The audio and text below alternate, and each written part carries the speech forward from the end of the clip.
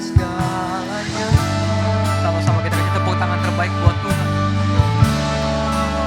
Nyatakan Kau Tuhan, kekuatan dalam hidupku, penolongku dalam kesesakan. Kau gunung batu kami Tuhan, dan pertahananku. Yesus, Kau kemenanganku. Dengan imanmu nyatakan, Yesus, padamu ku berseru.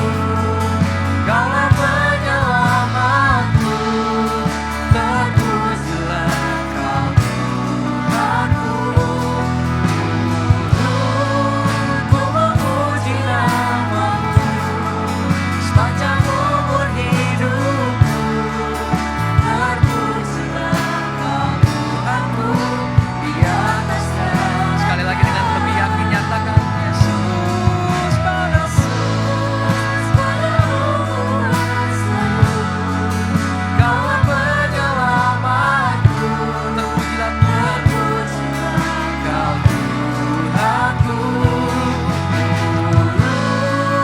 Ku memuji nama-Mu sepanjang umur hidup kami Tuhan.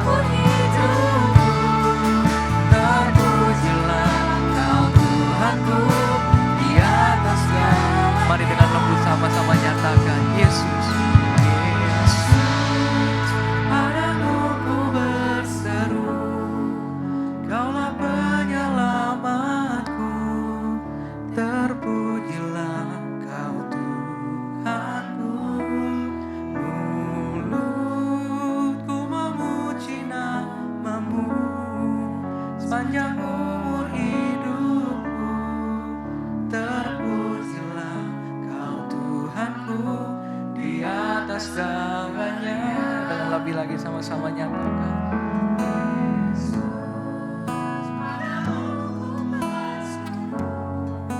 Kaulah penyelamatku, terpujilah Kau Tuhanku.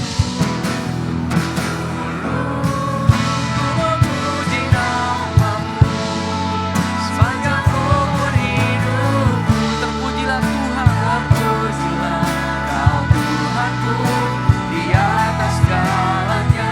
Sekali katakan nama Yesus.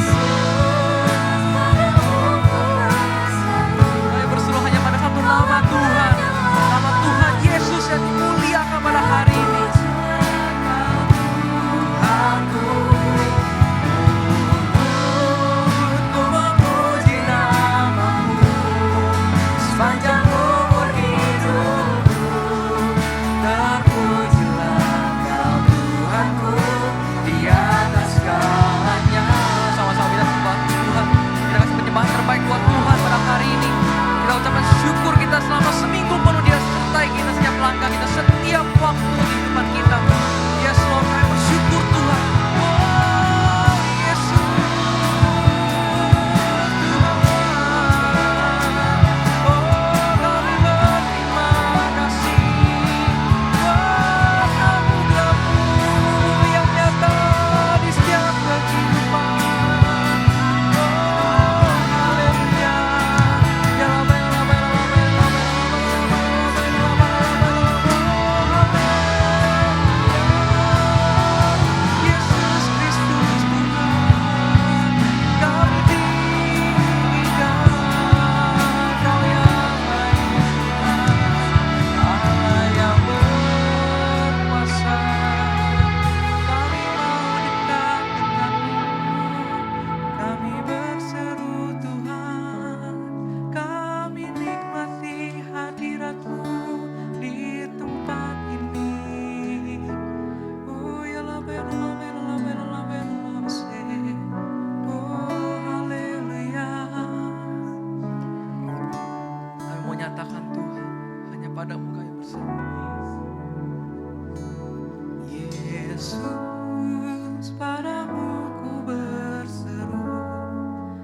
Kaulah penyelamatku, terpujilah Kau Tuhanku.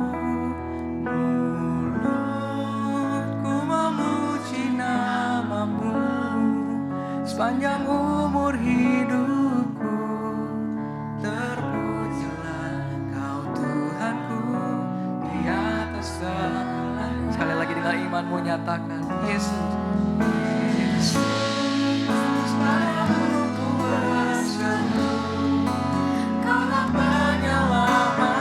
Kami nyatakan hanya nama-Mu Tuhan yang terpuji pada hari ini.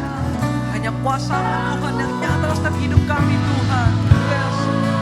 Ku memuji nama-Mu sepanjang umur hidupku. Terpujilah Kau Tuhanku di atas segala. Undang setiap kita bangkit berdiri di hadapan Tuhan.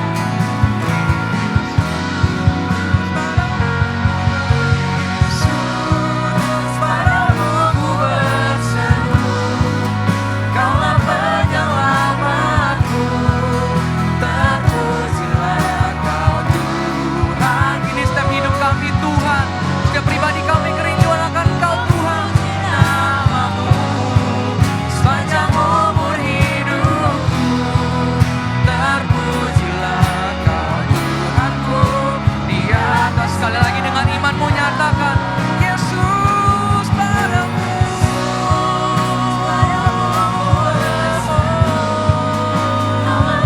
Penyelamatku. Terpujilah Kau Tuhanku.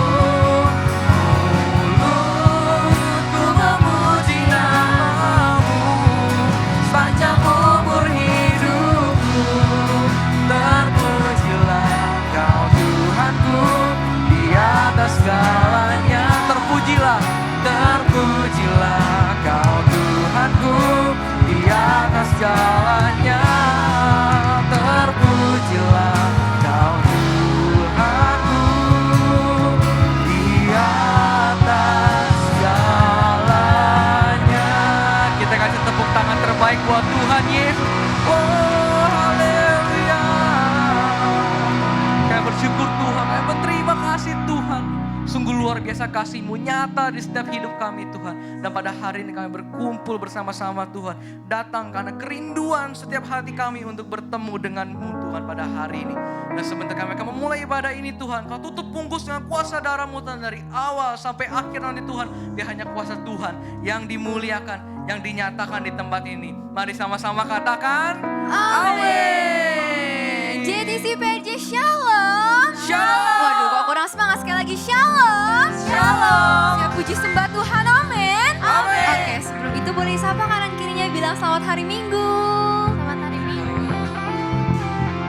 Siap berikan yang terbaik untuk Tuhan Yesus, amin. Amin.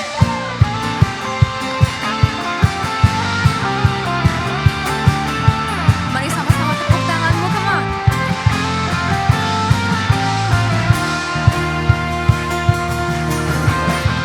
Diberi kuasa dari Raja Mulia, menaklukkan musuh di bawah kakiku. Pakai kuasa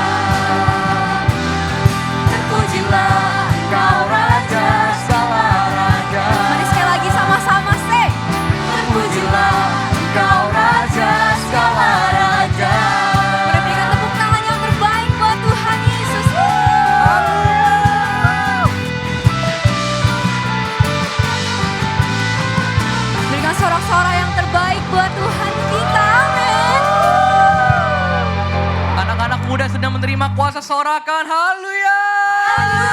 Pada hari ini kita nyatakan satu nama yang terbesar, amin. Amin. Sama-sama tepuk tanganmu, come on.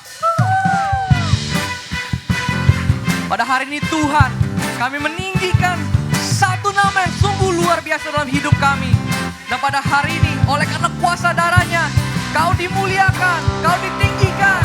Sama-sama katakan, sekarang telah tiba keselamatan, keselamatan dan kuasa dan pemerintahan Allah kita, kuasanya yang diurapinya karena telah dilemparkannya. Mari katakan dari awal dengan sungguh-sungguh, nyatakan sekarang telah tiba keselamatan dan kuasa dan segala pemerintahan Tuhan, kuasanya yang diurapinya karena telah dilemparkannya para pendakwa kita. Sama-sama anak muda, come on. Oleh darah anak domba, oleh kesaksian kita, iblis dikalahkan kuasanya dihancurkan oleh darah anak domba. Aku percaya anak-anak muda bisa lebih lagi buat Tuhan, amin. Sama-sama katakan, sekarang telah tiba keselamatan dan kuasa dan segala pemerintahan, come on. Dan pemerintahan Allah kita, kuasanya yang diurapinya karena telah dilemparkannya para pendakwa kita. Oleh darahnya, oleh darah anak domba, oleh kesaksian kita, iblis dikalahkan, kuasanya dihancurkan oleh darah anak. Sekali lagi dengan lebih sungguh-sungguh, nyatakan oleh darahnya, anak domba, oleh setiap kesaksian kita, kuasa iblis dikalahkan, kuasanya dihancurkan oleh darah anak domba. Mari sama-sama anak muda yang telah menerima kuasa, sama-sama tepuk tanganmu, come on.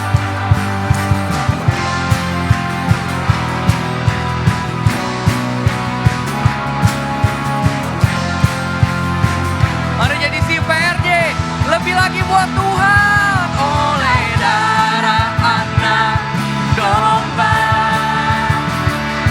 oleh kesaksian kita, iblis dikalahkan, kuasanya dihancurkan oleh darah anak domba. Sekali lagi dengan semangat katakan, oleh darah anak. Sama-sama kita nikmatin hadirat Tuhan, amin. Kita rasa kemenangan telah diberikan pada setiap kita, amin. Iblis dikalahkan, kuasanya dihancurkan oleh darah anak domba. Oleh darahnya, oleh darah anak, oleh darah anak, oleh darahnya, domba. Kita kasih tepuk tangan terbaik buat Tuhan. Anak-anak muda semua, tangannya terangkat semuanya. Dari depan sampai belakang, ayo. Semua terangkat. Oleh darah anak domba. Semua kanan kiri, come on. Buat Tuhan. Oleh kesaksian kita. Kita nyatakan hari ini bahwa kuasa iblis dikalahkan karena kemenangan yang diberikan sama Tuhan, amin. Come on. Dihancurkan oleh darah anak domba. Sekali lagi dengan lebih sungguh nyatakan oleh darah anak domba. Oleh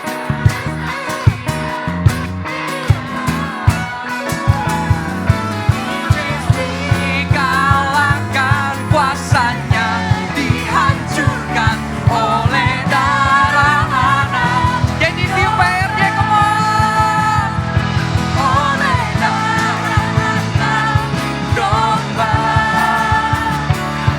oleh kesaksian kita, kuasa iblis dikalahkan, kalahkan kuasanya, dihancurkan oleh darah anak domba.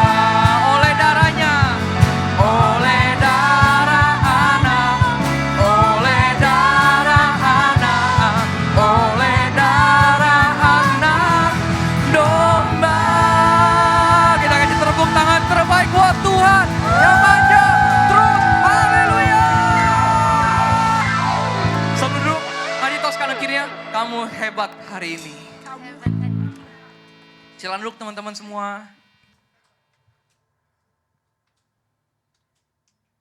Oke, mari teman-teman sama-sama kita siapkan hatimu. Sama-sama kita mau datang ke hadiratnya Tuhan Yesus. Tuhan, kami datang kepadamu Tuhan Yesus. Inilah hati kami, anak-anakmu Tuhan. Kami membawa setiap pujian, setiap penyembahan terbaik kami di hadapan-Mu Tuhan. Sebab kami percaya Engkaulah pemilik kehidupan kami. Setiap hal yang terjadi dalam hidup kami adalah rencana-Mu Tuhan Yesus.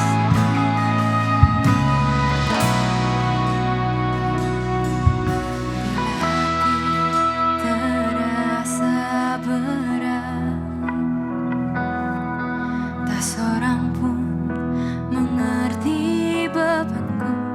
Ku tanya Yesus, apa yang harus ku buat? Dia berfirman, mari datanglah. Dia selalu pedulikan aku. Ku datang Yesus, Dia pikul segala bebanku. Sujud di altarnya,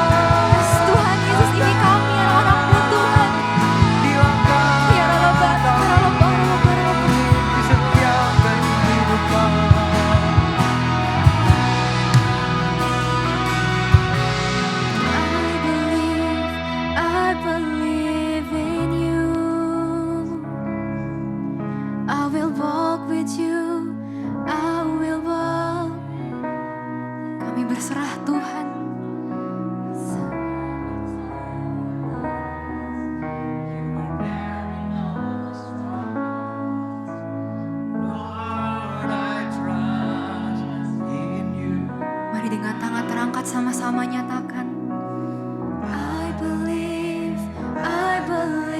in you. I will walk with you, I will walk with you. I surrender to your plans. You were there in all my struggles.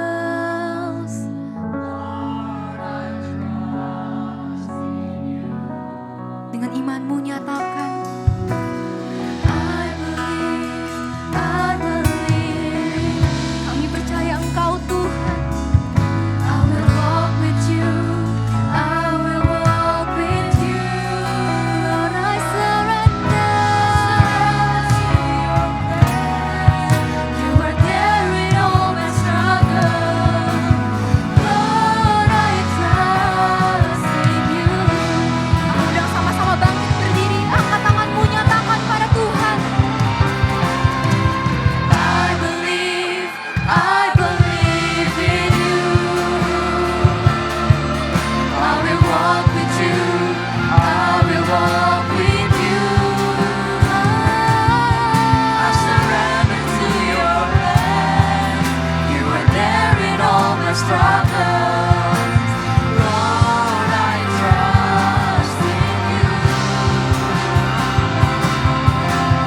I believe in you. I will walk with you, I will walk with you, I will walk with you. I surrender to your plans. You are there in all my struggles. Lord, I trust in you. Lord, I trust in you. Lord, I trust in you. Berikan tepuk tangan untuk Tuhan Yesus. Haleluya. Yes, Lord. Yes, Jesus. Yes, Tuhan. Yes. Ya Tuhan, kami menyembah-Mu Tuhan. Jadikan kami penyembah-Mu Tuhan. Kau telah sucikan dan kuduskan. Bebaskan hidup kami Tuhan. Yes, Tuhan. Tuhan, pada hari ini Tuhan, kami ingin belajar mengenai suatu hal Tuhan. Kiranya Tuhan, kami dapat belajar hal yang baru Tuhan dari sharing hari ini Tuhan.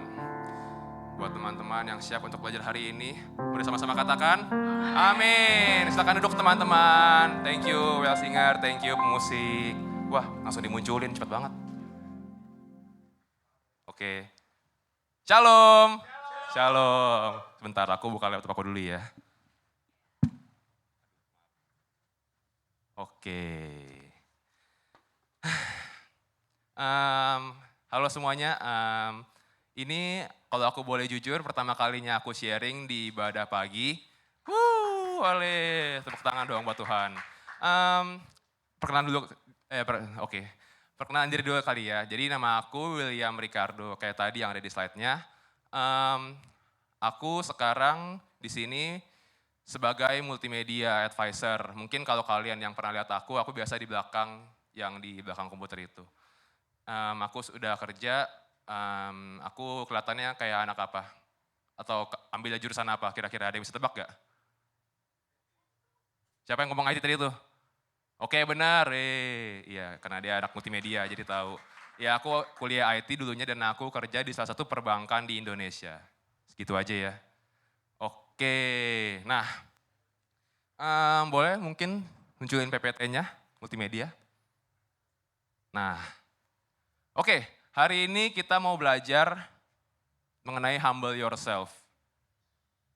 Siapa di sini yang mungkin tahu artinya? Ada yang bisa tunjuk? Nanti aku bakal kasih sesuatu setelah ibadah. Arti humble yourself ada yang tahu gak? Wow, ini udah pada makan semua kan? Ya, oke. Ini pada nggak mau dapat sesuatu apa? Ini serius loh. Enggak, jemaat aja. Ih beneran, ya udah sedih banget. Ya udah, oke. Aku langsung mulai aja ya. Hari ini aku mau bahas tentang kerendahan hati. Nah, intermezzo dikit teman-teman, karena tadi aku bilang aku kerja di bidang IT, aku pilih desain PPT-nya yang seperti ini. Kayak window browser. Ini kok mentok gini sih, kekat ininya. Ya udah deh. Nah, jadi untuk tema besar bulan ini adalah Christian lifestyle. Tiap minggunya kita akan bahas seperti apa sih nilai-nilai hidup orang Kristen. Dimulai dari minggu pertama, yaitu aku yang sharing hari ini, aku akan bawakan humble yourself. Oke, next slide. Aku akan mulai dari apa itu definisi kerendahan hati atau humble. Boleh baca bareng-bareng aku ya, teman-teman. Oke? Tolong supportnya. Hitungan ketiga ya, 1, 2, 3. Kerendahan hati. Ayo, yang semangat dong. Ini kan tolong bantu aku guys, aku baru kali ini sharing. Thank you ya, kita sama-sama belajar, oke? Oke. Ulang ya, 1, 2, 3. Kerendahan hati artinya ialah suatu sikap menyadari keterbatasan, kemampuan diri dan ketidakmampuan diri sendiri. Sehingga dengannya seseorang tidak mengaku dan tidak pula menyombong. Amin. Dikutip dari Wikipedia, ensiklopedia bebas. Oke teman-teman. Aku mau nanya siapa di sini yang merasa dirinya rendah hati? Boleh angkat tangannya? Kalian merasa rendah hati, tapi kok kalian mengakui diri sendiri rendah hati sih? Nah, jadi diri sendiri itu kalau rendah hati tidak mengakui, tapi diakui teman-teman. Nah, di situ dituliskan bahwa dengan rendah hati, kita menyadari keterbatasan kemampuan diri kita sendiri dan ketidakmampuan diri kita. Sehingga dengannya kita tidak bisa tinggi hati atau tidak bisa mengaku ataupun membanggakan diri kita. Nah, mungkin kalau aku boleh sharing sedikit teman-teman, ya hari ini adalah salah satu bentuk dari ketakutan aku. Aku takut gitu buat sharing hari ini. Nah, jadi kalau aku boleh katakan, aku ini termasuk orang yang tinggi hati. Pada awalnya aku nggak mau mungkin sharing, aku tidak mau dianggap, aku tidak mau menunjukkan kalau aku tidak bisa, aku angkuh.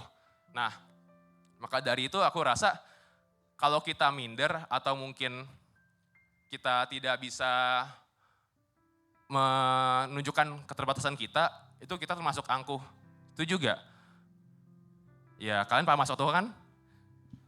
Jadi, maka dari itu kita jangan jadi orang yang mungkin tidak bersikap terbuka atau mungkin minder, karena itu termasuk dalam satu tinggi hati teman-teman. Nah, mungkin di sini kalau aku boleh sharing dikit ya. Frans, nanti tolong kasih aku timekeeper ya. Oke, thank you. Aku boleh sharing sedikit. Dulunya aku ini orang yang sangat terlalu berani lah untuk mengekspresikan diri aku di depan mic seperti ini. Ini suatu berkat Tuhan bahwa aku bisa ngobrol di sini hari ini, ngobrol ke teman-teman semua. Aku dulunya orang yang sangat introvert. Dan buat ngobrol sama orang aja aku malu gitu. Sampai sekarang bahkan kalian bisa lihat ya pekerjaan aku tiap hari depan laptop gitu, ngoding, ngobrol sama komputer, yang chat sama orang aja lewat WhatsApp gitu ngobrolnya. Nah, aku merasa bahwa aku seharusnya tidak boleh menjadi seperti itu. Itu termasuk dalam sikap tinggi hati teman-teman. Nah,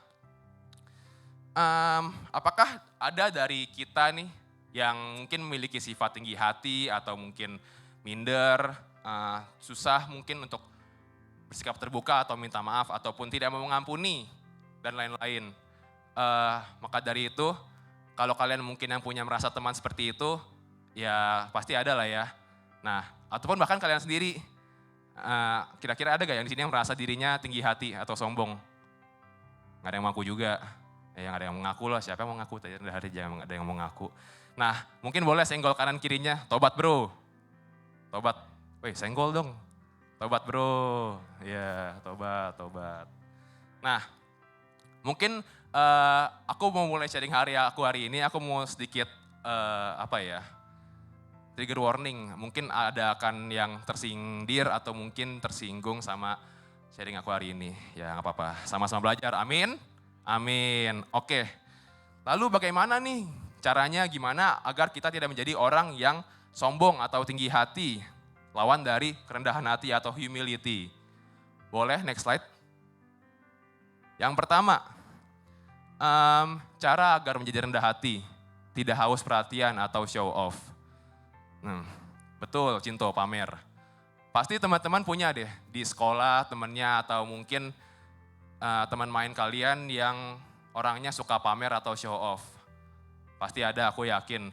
Baik disengaja maupun tidak disengaja. Nah, untuk hal ini aku mau kutip dari Alkitab. Ya, akhirnya kita buka ayat agar sedikit Alkitabiah. Nah, ayatnya oke, udah disiapin, makasih multimedia. Nah, aku ambil dari Matius 23 ayat 5 sampai 7. Kita baca sama-sama ya. Aku baca yang genap, kalian baca yang ganjil. Oke? Oke. Hitungan ketiga seperti biasa. 1, 2, 3. Pekerjaan. Jadi maksudnya dilihat. Mereka memakai tali. Mereka suka duduk di tempat terhormat dalam perjamuan dan di tempat terdepan di rumah ibadat.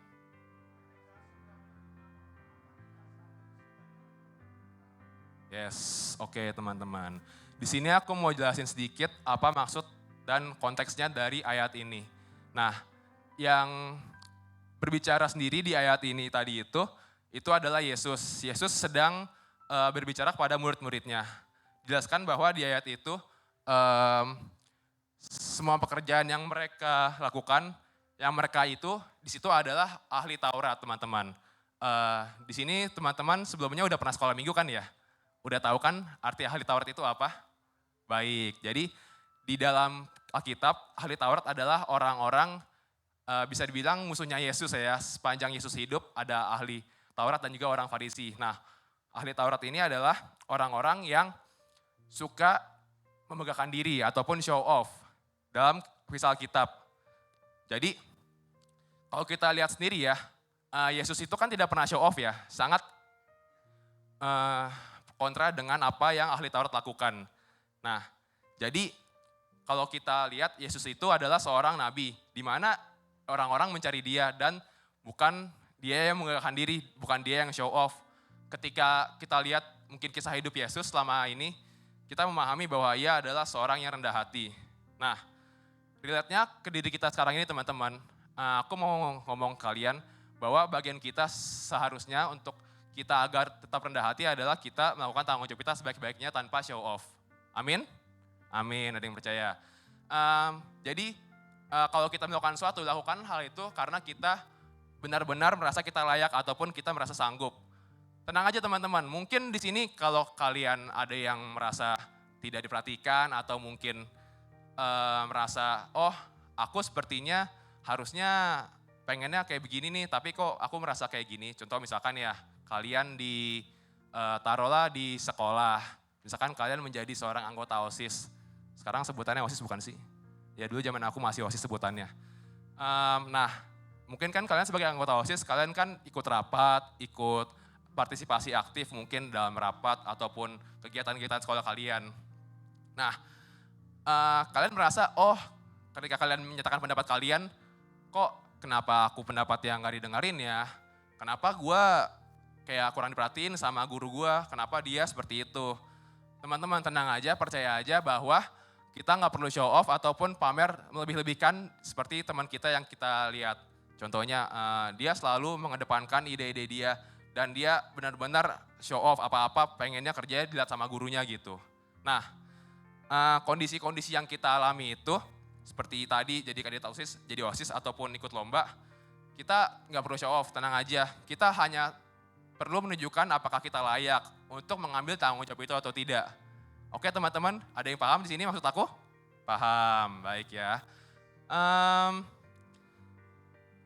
Mungkin di sini kita merasa bahwa kita tidak seperti ini.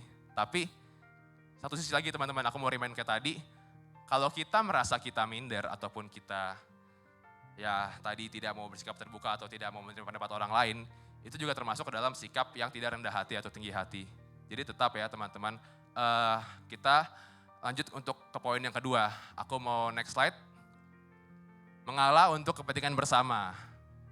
Nah, untuk poin kedua ini, aku mengutip dari ayat, terima kasih. Matius 23 ayat 11 sampai 12. Seperti biasa teman-teman, kita baca secara bergantian, aku baca yang genap, kalian baca yang ganjil. 1, 2, 3.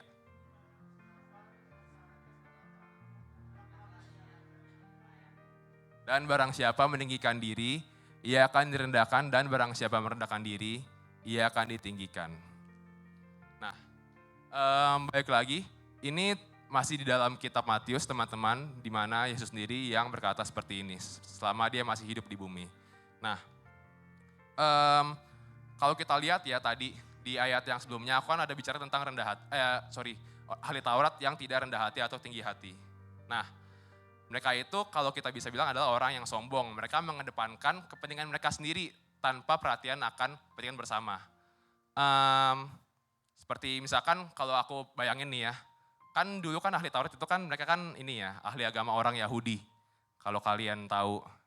Nah, jadi pasti kalau kita menjadi seorang pemimpin agama, kan kita menentukan peraturan, menentukan boundaries dari agama yang kita pahami gitu. Nah, ahli Taurat ini aku bayangin pasti dia selalu mengedepankan ego dia nih. Oh, kepentingan gue harus selalu yang kayak begini. Gue gak mau nih ada musyawarah seperti itu. Kalian ngerti maksud musyawarah kan? Belajar PKN kan teman-teman di sekolah? Oke, nice. Seperti itu. Nah, hendaknya kalau kita mau menjadi orang yang rendah hati, kita jangan jadi seperti ahli Taurat teman-teman. Ya, kalau aku bisa bilang orang rendah hati itu adalah orang yang walaupun dia merasa posisinya lebih tinggi. Misalkan aku tahu nih, aku adalah seorang advisor multimedia. Aku mungkin bisa aja sombong sama ya multimedia yang lain gitu. Tapi ketika aku tahu aku mungkin di posisi yang lebih tinggi, aku mau untuk mementingkan kepentingan bersama untuk teman-teman aku. Jadi kalau kita lihat contohnya seperti kita lihat sekarang, kalau kalian tahu presiden kita Pak Jokowi, nah dia kan seorang presiden ya, gak mungkin dong dia kayak, oh gue maunya kayak mikirin hidup gue aja, gue sebagai presiden gue mau makan gaji buta, enggak kan teman-teman, dia seorang presiden dia pasti memikirkan hidup kita masyarakat Indonesia. Tahun depan adalah pilpres lagi yang udah bisa milih. Silakan milih presiden siapa yang menurut kalian paling terbaik, oke? Oke, di sini aku nggak ada sponsor politik ya. Iya, aku lagi kampanye. Oke teman-teman. Nah, kalau aku bisa bilang ya, nggak harus lihat presiden deh. Coba lihat ya di kehidupan kita aja, mungkin di dalam keluarga kita nih.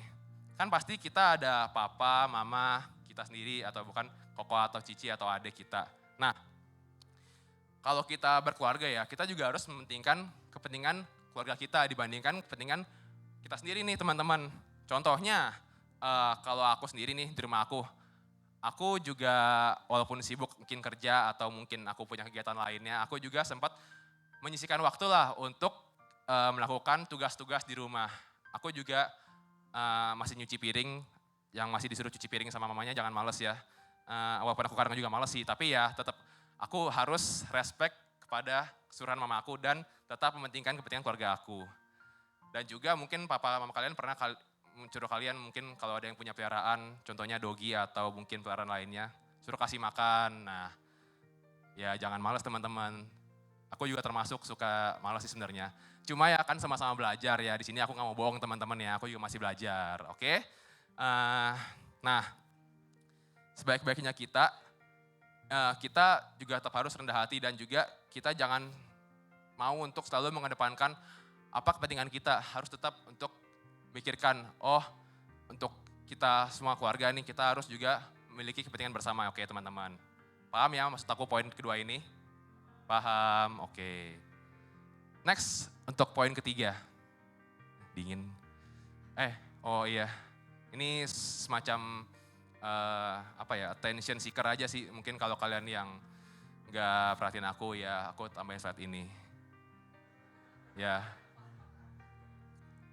maaf ya kalau aku kayak pas lagi gitu. Udah, next aja ya. Masih belajar teman-teman. Oke, poin ketiga. Kita masih ada 10 poin lagi. Ya, jadi bear with me. Poin ketiga, mau mengakui kesalahan dan tidak menyalahkan. Oke teman-teman, tadi bercanda ya, ini udah dekat kok. Untuk poin yang ketiga ini, aku mengutip dari kitab Amsal. Karena ini ayatnya ganjil, jadi satu ayat dan teman-teman yang baca aja ya buat aku. Thank you ya teman-teman. Hitungan ketiga ya. 1, 2, 3.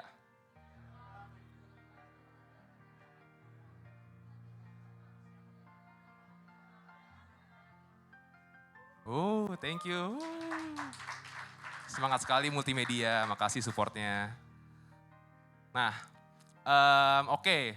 Balik lagi ke slide yang tadi sebelumnya. Oke, untuk poin yang ketiga ini, kalau aku tadi boleh remind ulang di poin-poin yang aku sebutkan di awal, kan tadi ada contoh tinggi hati yaitu tidak bisa minta maaf dan suka menyalahkan orang lain. Nah, orang rendah hati itu tidak memiliki sifat seperti ini teman-teman. Mungkin kalian ada yang punya teman suka nyalain orang atau mungkin kalian sekarang merasa seperti itu, suka nyalain orang, nyalain keadaan, tidak suka introspeksi diri. Segera bertobat ya teman-teman. Aku harap sharing aku hari ini dapat menjadi teguran untuk kalian lah. Nah, kita mungkin pernah nih menghadapi orang yang jelas-jelas sudah salah, tapi masih nggak mau ngaku salah gitu.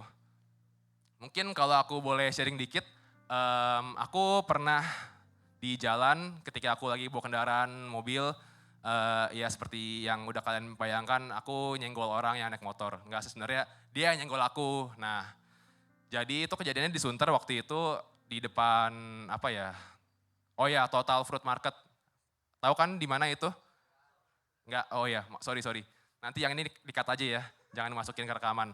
Iya, jadi aku lagi naik mobil siang-siang. Nah, aku entah kenapa, pokoknya aku nggak ada salah apa-apa, aku juga ngarem mendadak.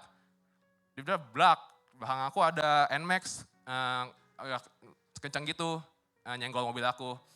Terus kayak, aku nggak salah kan posisinya kan, nah terus aku udah tahu nih, wah nih orang nabrak nih belakang gue, siapa, motor nih gue rasa, oh iya. Nah, di situ bawaannya udah kayak, wah ngomong kasar, pengen kayak buka kaca gitu kan, terus kayak mungkin teriakin dia gitu, woi. Ya, tapi karena aku ingat aku harus rendah hati, jadi ya udah aku lebih ke arah ngobrol ke dia, mungkin nggak ngomong kasar gitu, kayak aku ngobrol ke dia, Pak tadi nabrak ya, sambil kayak kencang gitu kan ngomongnya kan, ya harus galak juga lah, masa kayak ciut-ciut gitu, tak ketahuan ciut, jadi kayak lu kok ciut sih bro gitu. Nah jadi dia kayak bahasnya gini, iya, enggak itu tadi dikit doang pak, kesenggol doang kok, enggak kenapa-napa. Terus ya udah, aku giniin dia, nggak bisa lah pak, bapak diem dulu aja sini pak, saya mau lihat dulu pak, tadi kayak gimana tabraknya. Nah, tapi dia merasa kalau dia tuh kayak nggak salah gitu nih. Tiba-tiba aja, ketika aku udah berhenti nih, udah kayak mau stopin dia juga, dia langsung kabur, nguing gitu, habis ngobrol sama aku. Nah, itu kan bener-bener kampret ya tuh orang ya. Maaf ya, sorry. Aku kesel banget pas gitu. Ya, ini walaupun udah agak lama sih, cuma aku masih ingat. Nah, ya udah. Di saat itu aku mungkin ngerasa, oh ini orang nggak mau disalahin nih, mentang-mentang motor, kalau ketemu mobil pasti mobil yang salah lah, motor selalu benar. Kan nggak bisa gitu teman-teman. Ini kan termasuk diskriminasi untuk orang-orang pengguna mobil. Nah, kan di situ aku mikirnya, wah ini orang benar-benar nggak mau disalahin nih, kenapa sih ada orang kayak dia. Nah, oke, kalau aku bisa ambil benang merahnya dari ceritaku tadi, kan kita pasti ngerasa jengkel banget ya, kesel lah pasti kalau kita mungkin dihadapkan, ya thank you Cinto, kalau kita dihadapkan pada hal-hal seperti itu, ya kita bisa aja kan kayak pengen banget nih ngata-ngatain dia atau mungkin nyumpahin dia, semoga keluarga lu sama lu segala macam bla bla bla gitu. Nah, tapi kita ya balik lagi teman-teman, apakah kita sendiri sudah istilahnya ya, mau juga nih mengakui kesalahan kita di hadapan Tuhan, ataupun ya kita juga bisa gitu seperti mungkin kalau tadi istilahnya mau mengakui kesalahan kita, orang-orang kita nabrak ke orang itu. Nah, jadi mungkin kalau aku bisa sambungin lagi, aku ya udah ampunin aja orang itu. Ya toh ternyata pas aku sampai ke tempat tujuan aku lihat bentar di bumper aku, ya emang ternyata nggak kenapa-napa. Aku juga nggak tahu kenapa, padahal kayak berasa kenceng, cuma ya udah ternyata nggak apa-apa. gak kenapa-napa dan aman mobil aku. Ya, jadi ya aman aja intinya. Nah, mungkin aku tadi awalnya ngerasa kalau aku pengen ngata-ngatain dia, tapi ternyata kalau kita memiliki rasa kerendahan hati, kita bisa lihat nih, oh gue gak bisa menggahkan diri gue. Mungkin ketika kita rendah hati, kita bisa melihat point of view ataupun perspektif dari apa yang Tuhan sudah berikan pada kita untuk kita dapat melihat hal-hal mungkin yang sebenarnya enggak kejadian. Contohnya kayak tadi bemper mobil aku, oh ternyata emang beneran gak apa-apa kok. Mungkin aku tadi udah berprasangka buruk sama orang itu. Seperti itu teman-teman. Nah, jadi kalau aku boleh sharing lagi tadi, aku sambungin ke apakah kita sudah benar di hadapan Tuhan, jadi kita tidak, jadi kita bisa menyalahkan orang lain ataupun kita tidak mau disalahkan. Nah, jadi akan lebih baik lagi akan lebih baik lagi teman-teman kalau kita mau untuk mengaku kesalahan kita mungkin di hadapan Tuhan dan juga hadapan teman-teman kita. Mungkin kalau aku boleh sharing, aku juga kadang masih suka berbuat dosa teman-teman. Mungkin aku juga di saat baca Alkitab aku mungkin hanya baca sekilas seperti kayak satu ayat gitu. Ini jujur ya, karena aku juga masih belajar satu ayat aja satu hari teman-teman. Aku merasa sepertinya aku gak enak hati sama Tuhan sih. Aku bisa spend waktu aku ya banyak hal gitu buat hal lain. Tapi aku sama Tuhan masa cuma kayak satu ayat sehari aja gitu. Itu kan kayak bener-bener dikit kan ya. Satu ayat aja mungkin kayak gak nyampe semenit gitu. Nah, tapi di saat itu aku juga minta ampun teman-teman ke Tuhan. Ketika aku sudah baca ayat itu, Tuhan tolong ampuni aku, mungkin William hari ini masih capek Tuhan, sudah sangat lelah. Kiranya ya segala macam, aku doa sama Tuhan lah di saat malam hari itu. Ya seperti itu contohnya. Nah, kita juga harus introspeksi nih teman-teman. Apakah kita sudah benar, kita mau mengakui kesalahan kita tanpa kita menyalahkan orang lain juga. Mungkin kalau aku boleh relate sama teman-teman, dosanya sekarang apa sih yang lagi, bukan ngetren dosa. Ya, maksudnya apa ya, mungkin kalian suka nyontek gitu saat ujian gitu atau menonton film porno. Ya dosa seperti itu kita harus minta ampun teman-teman. Ya kita kan tidak luput dari dosa. Namun Tuhan Maha Pengasih, Maha Pengampun. Amin? Amin. Jadi kita harus merasa kita tidak mau merasa tidak disalahkan. Kita juga harus mengaku diri bahwa kita ini adalah manusia, kita masih bersalah dan kita masih berdosa. Maka dari itu minta ampun sama Tuhan tiap hari. Oke, next, poin yang keempat. Tidak memiliki musuh. Oke, untuk ayat ini aku kutip dari 1 Petrus 2 ayat 23. Karena ayatnya ganjil lagi, kebetulan ganjil terus. Teman-teman tolong bacakan untuk aku ya. Oke, 1, 2, 3.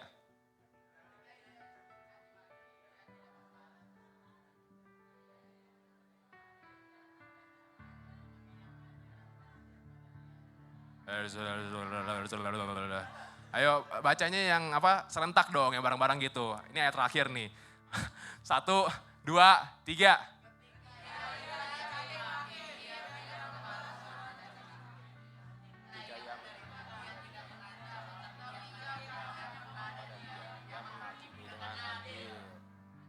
Amin.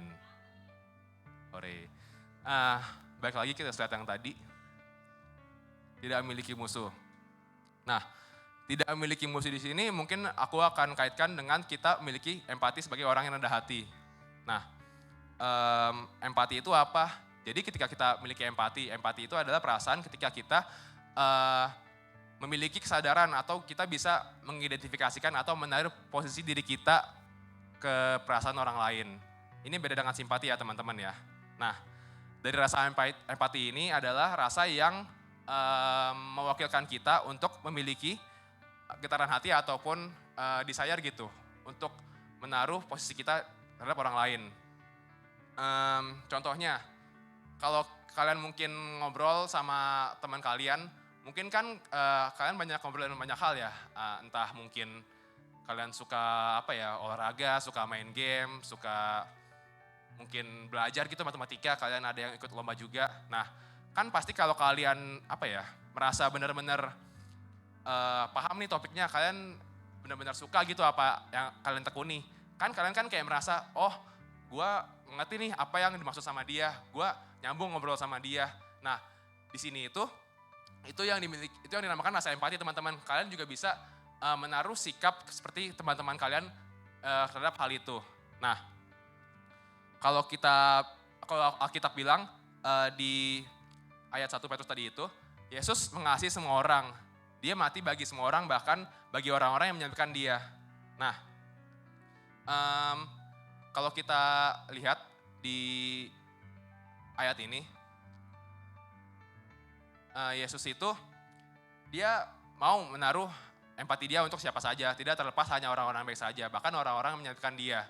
Nah, kalau dia dicaci maki itu, dia tidak mengancam. Dan juga ketika orang-orang yang dia menyerahkan dia menghakimi dengan adil.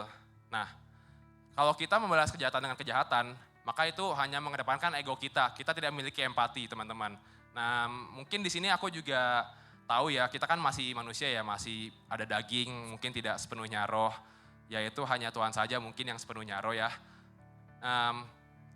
Aku mungkin satu sisi masih adalah hati untuk membalas seorang dengan kejahatan. Tapi balik lagi teman-teman, ketika kita sudah memiliki niat seperti itu ataupun pikiran seperti itu, tolong urungkan hal-hal seperti itu. Mungkin kalau teman-teman yang cewek, biasa kan kadang mungkin dulu pas zaman aku sekolah ada sih kayak teman aku dilabrak gitu sama kakak kelasnya. Ya karena ya drama-drama pacaran gitu lah teman-teman. Ya.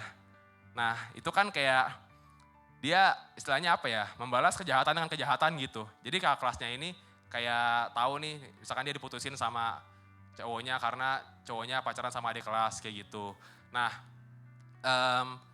jangan seperti itu teman-teman. Jadi kita harus tetap mengedepankan empati kita. Jangan kita membalas kejahatan dengan kejahatan.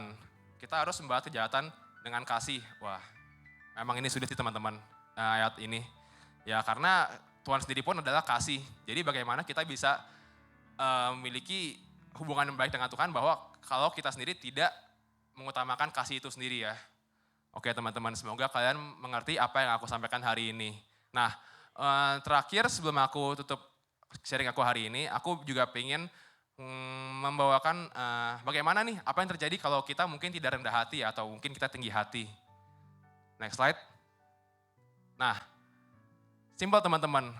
Jadi kalau kita mungkin tidak rendah hati, kita tinggi hati, kita tidak mau melepaskan segala ego kita, nah kita akan kehilangan kemuliaan Allah. Satu itu aja teman-teman. Untuk ayatnya aku ambil di next slide, Amsal 16 ayat 18. Ini ayatnya genap jadi aku yang bacain aja. Kecongkakan mendahului kehancuran dan tinggi hati mendahului kejatuhan. Nah, dan juga ayat berikutnya, di next slide.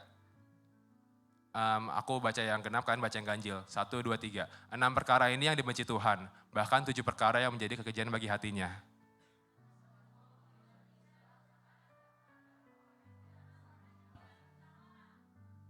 Oke, teman-teman, aku akan bahas ayat ini dahulu. Jadi ini adalah salah satu ayat yang aku ambil, yaitu 7 perkara yang merupakan kekejian bagi Tuhan. Kekejian itu adalah keburukan lah istilahnya untuk di zaman ini. Nah, yang pertama itu mata sombong, bombastic side eye. Itu yang paling pertama teman-teman ya. Jadi aku bakal tunjuk ke ke mata sombongnya aja karena itu adalah yang akan kita bahas hari ini. Nah, kalau aku boleh tafsirin ya teman-teman ya. Sombong itu adalah dosa dari segala dosa. Dia ditempatkan di barisan pertama bukan karena suatu alasan ya. Nah, bahkan kalau aku boleh remind kalian lagi, kalian tahu kan cerita mengenai malaikat Tuhan yang dijatuhkan ke dasar bumi? Ya, nah dia dijatuhkan karena apa teman-teman? Betul, nah jadi ya setan aja yang sebelum menyamar jadi malaikat, ya dia jatuhkan karena dia sombong. Nah, siapa kita? Manusia-manusia yang ya kekuatannya hanya mungkin terbatas lah intinya kita tidak bisa melakukan segala hal, kita mungkin terbatas satu tempat satu waktu, kita juga terbatas akan pengetahuan kita. Siapakah kita untuk menggerakkan diri kita? Oleh karena itu dari teman-teman jangan sombong. Kalau enggak kita akan ditempatkan di posisi yang sama seperti setan. Aku harap kalau kita menjadi manusia, kita dapat memiliki rasa yang puas lah akan apa yang kita capai gitu. Jangan sampai kita merasa tidak puas seperti Lucifer yang mau menyamai mungkin kedudukan dia dengan Allah sendiri, seperti itu teman-teman. Begitupun juga kalau kita lihat di perjanjian lama, kalian dulu belajar di sekolah minggu, kalau ingat ada raja-raja Israel kan ya, itu kan banyak, ada Saul, ada Nebukadnezar, ya Daud, Raja Salomo. Kebanyakan dari mereka juga terjatuh dari tahta mereka karena kesombongan mereka sendiri. Jadi ya kalau seperti Raja Nebukadnezar, dia kan yang memerintah kota Babel ya. Kota Babel dia kan sombong, kalau ini tidak bisa diruntuhkan. Ternyata runtuh juga seperti itu teman-teman. Nah, kalau aku boleh remind kalian lagi, ini pesan terakhir dari aku. Mungkin di sini kita di setiap hari kita pasti menjalanilah hal-hal yang buat kita menjadi seorang pribadi yang ada di satu momen, gue rasa kayaknya gue harus sombong nih, atau mungkin kita akan sadar nih kita sombong ternyata gitu.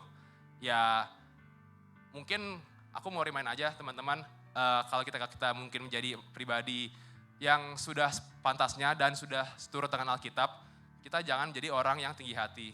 Nah, selain dari kita mengatur hubungan kita dengan Tuhan, dengan menjadi rendah hati pun, atau menjadi orang yang baik, yang mau tidak minder, yang mau bersikap terbuka kepada teman-teman kita dan orang-orang sekeliling kita, percaya deh, banyak mungkin kesempatan atau mungkin pertemanan kalian akan bertambah network kalian, atau bahkan dari sekedar, gue senang nih temenan sama dia gitu, gue merasa kalau ngobrol sama dia enak, dia orangnya nggak neko-neko, nggak sombong, nggak aneh gitu. Nah, teman-teman, untuk sharing hari ini aku mau tutup oleh satu quotes di next slide terakhir. Kita baca sama-sama, oke teman-teman? Ya, itu gitu ya. Ya udah deh. Masih kebaca kan ya? Baca yang itu aja kalau enggak. Oke, seperti biasa hitungan ketiga ya. 1, 2, 3. Kerendahan hati itu arah, bukan tujuan. Humility is direction, not destination. Tidak ada seorang pun yang, ulang. Baca semuanya dong. Ini sepi banget suaranya padahal ada 3.000 jemaat. Seperti Petrus sharing. Oke, aku bakal ulang lagi dari awal ya teman-teman. Ini sekali terakhir aku akan minta kalian baca ayat bareng aku, quotes.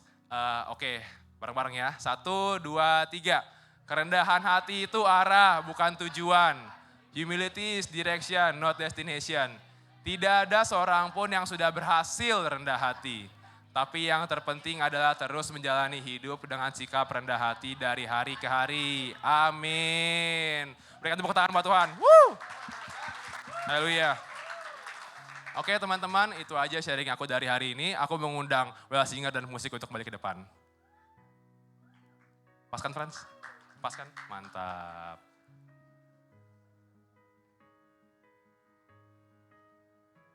Ingat ya teman-teman, nanti setelah kalian mungkin pulang, kalian besok sekolah, ataupun kalian balik ke kegiatan kalian, humble. Be humble. Oke teman-teman?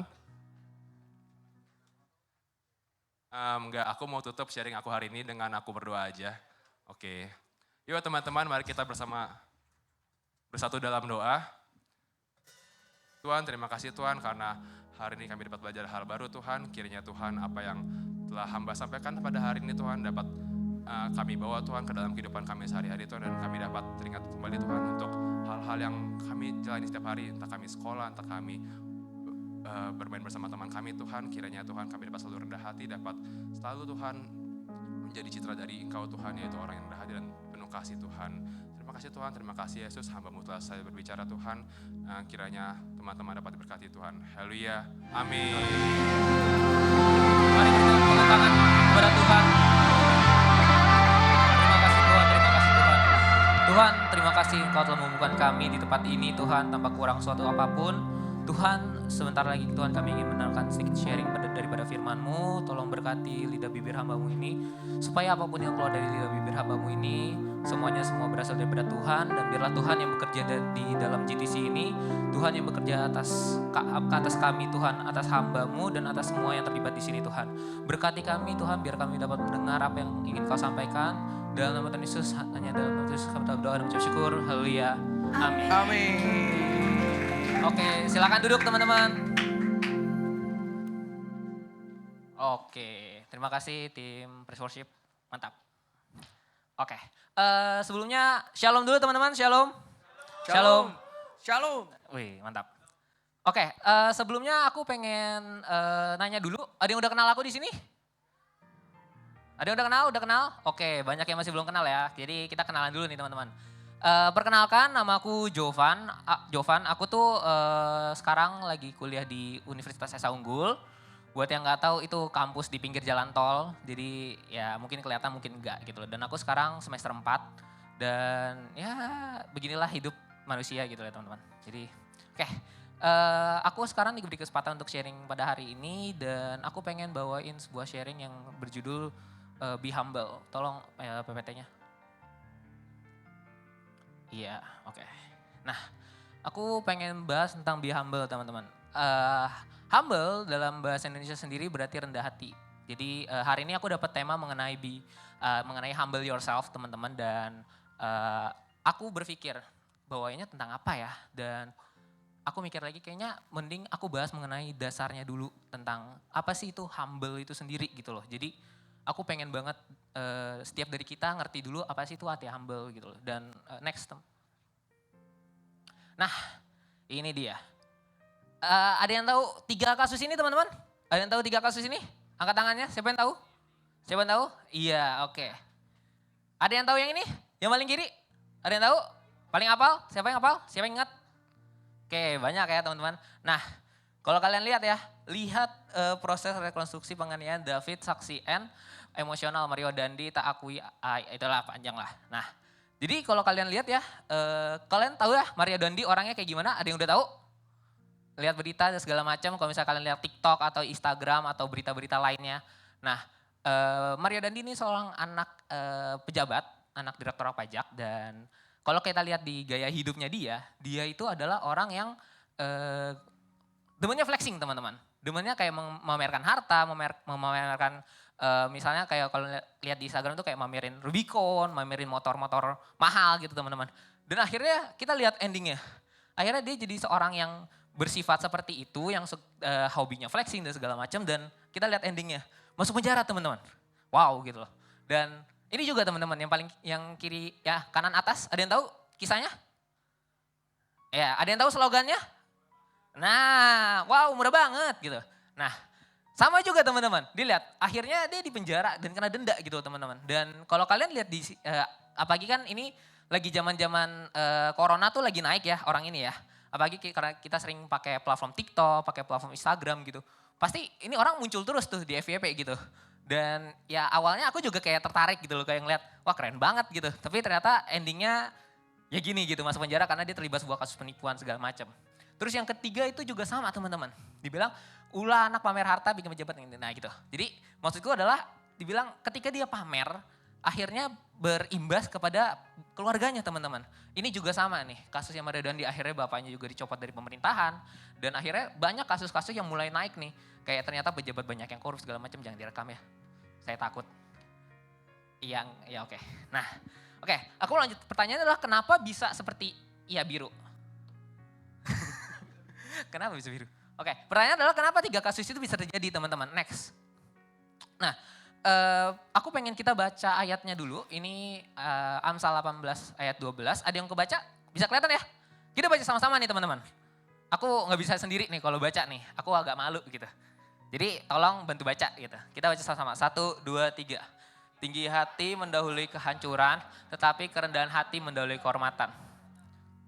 Nah, kita lihat teman-teman. Dibilang tinggi hati mendahului kehancuran gitu teman-teman. Berarti di sini siapa yang mau hancur gitu? Siapa yang mau hancur? Gak ada ya? Gak ada yang mau hancur di sini kan? Nah, hancur itu juga berarti nggak harus kayak lu bener-bener hancur kayak piring pecah gitu hancur. Kehancuran tuh bisa bermakna banyak teman-teman. Bisa kamu jatuh, bisa kamu dalam masalah dan segala macam. Sama di sini juga, tetapi di ayat berikutnya bilang tetapi kerendahan hati mendahului kehormatan. Di sini siapa yang mau dihormati? Pertanyaan berikutnya. Siapa di sini mau dihormati? Ya banyak ya. Nah, kehormatan nggak selalu berbicara tentang siap berak gitu, nggak siap kayak gini doang. Tapi kehormatan itu berbicara mengenai bagaimana kita disikapi orang-orang lain, tanggapan orang lain. Nah, aku pengen bahas mengenai bagaimana sih kita punya ciri-ciri seorang yang rendah hati, teman-teman. Aku pengen kita belajar dari hal sederhana seperti itu. Dan next, teman-teman. Iya, oke. Aku pengen bahas mengenai salah satu tokoh Alkitab, teman-teman. Tokoh Alkitab. Nah, ini teman-teman. Ada yang kenal Daud? Kenal David gitu? David, di sini ada namanya David gitu? Ya, semuanya pada tahu ya cerita Daud ya. Kalau dia belum tahu, kita bahas ulang deh. Daud itu kalau di Alkitab ditulis teman-teman, dia merupakan orang yang berkenan di hati Tuhan. Di Alkitab tertulis seperti itu. Jadi kalian bayangin, berkenan di hati itu salah satu pangkat berkenannya tuh di hati Tuhan loh. Hati, berkenan di hati. Ketika kita berkenan di hati seseorang tuh jadi suka, jadi sayang gitu kan teman-teman. Dan makanya Tuhan pun menyayangi Daud gitu loh. Nah pertanyaannya adalah kenapa Daud bisa berkenan di hati Tuhan? Ini yang akan kita bahas teman-teman. Lanjut. Nah, pertama adalah Daud itu orang yang mengendalikan Tuhan. Salah satu ciri-ciri dari kerendahan hatinya si Daud ini, dia adalah orang yang mengendalikan Tuhan. Kenapa aku bisa bilang begitu? Karena bahasa rendah hati itu adalah sebuah sikap teman-teman. Sebuah sifat daripada seorang manusia. Jadi di sini Tuhan pengen bahwa kita tuh punya sifat yang selalu mengendalikan dia. Kita bisa ambil contoh referensi cerita Daud dan Goliat. Di sini udah tahu ya cerita Daud dan Goliat? Ya. Nah, di mana Daud ngelawan Goliat yang badal. Daud tuh dalam ceritanya dia masih kemerah-merahan. Masih muda gitu loh, ngelawan Daud yang bodinya tuh gede gitu. Kalau misalnya kalau diibaratin tuh Daud tuh sebenarnya cuma appetizer dia tuh makan penutup gitu loh. Kayak kecil banget sampai gak berasa gitu. Tapi kita lihat bahwa Daud ketika dia ngandelin Tuhan, Daud bilang, gue bakal dengan nama Tuhan gue bisa membuat seorang Goliat ini jatuh. Bahkan gak cuma Goliat, dia bilang semua tentara orang-orang Filistin teman-teman. Dia bilang begitu. Bahkan sampai bisa tentara, dia kayak ibaratnya lu 1 lawan 1 Goliat aja gak mungkin menang gitu. Agak susah gitu kalau dilihat. Apalagi 1 versus squad gitu kan. 1 lawan banyak gitu dikeroyok. Mana bisa menang gitu loh. Tapi masalahnya dia mengandalkan Tuhan. Jadi poin yang aku pengen ku bilang adalah kita itu harus sadar teman-teman bahwa kita itu tanpa Tuhan kita gak bisa apa-apa. Karena bisa dibilang bahwa orang yang rendah hati adalah orang yang selalu mengandalkan Tuhan. Nah, aku mau bahas poin kedua, next. Nah, poin kedua adalah tidak sombong teman-teman. Kita buka dulu di Mazmur 131 ayat 1. Ayo dibuka Holy Gadget, Holy Samsung, Holy Xiaomi, Holy iPhone. Semua holy-holian dibuka, yuk.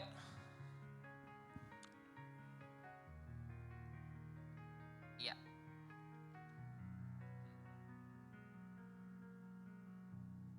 Oke, udah? Iya.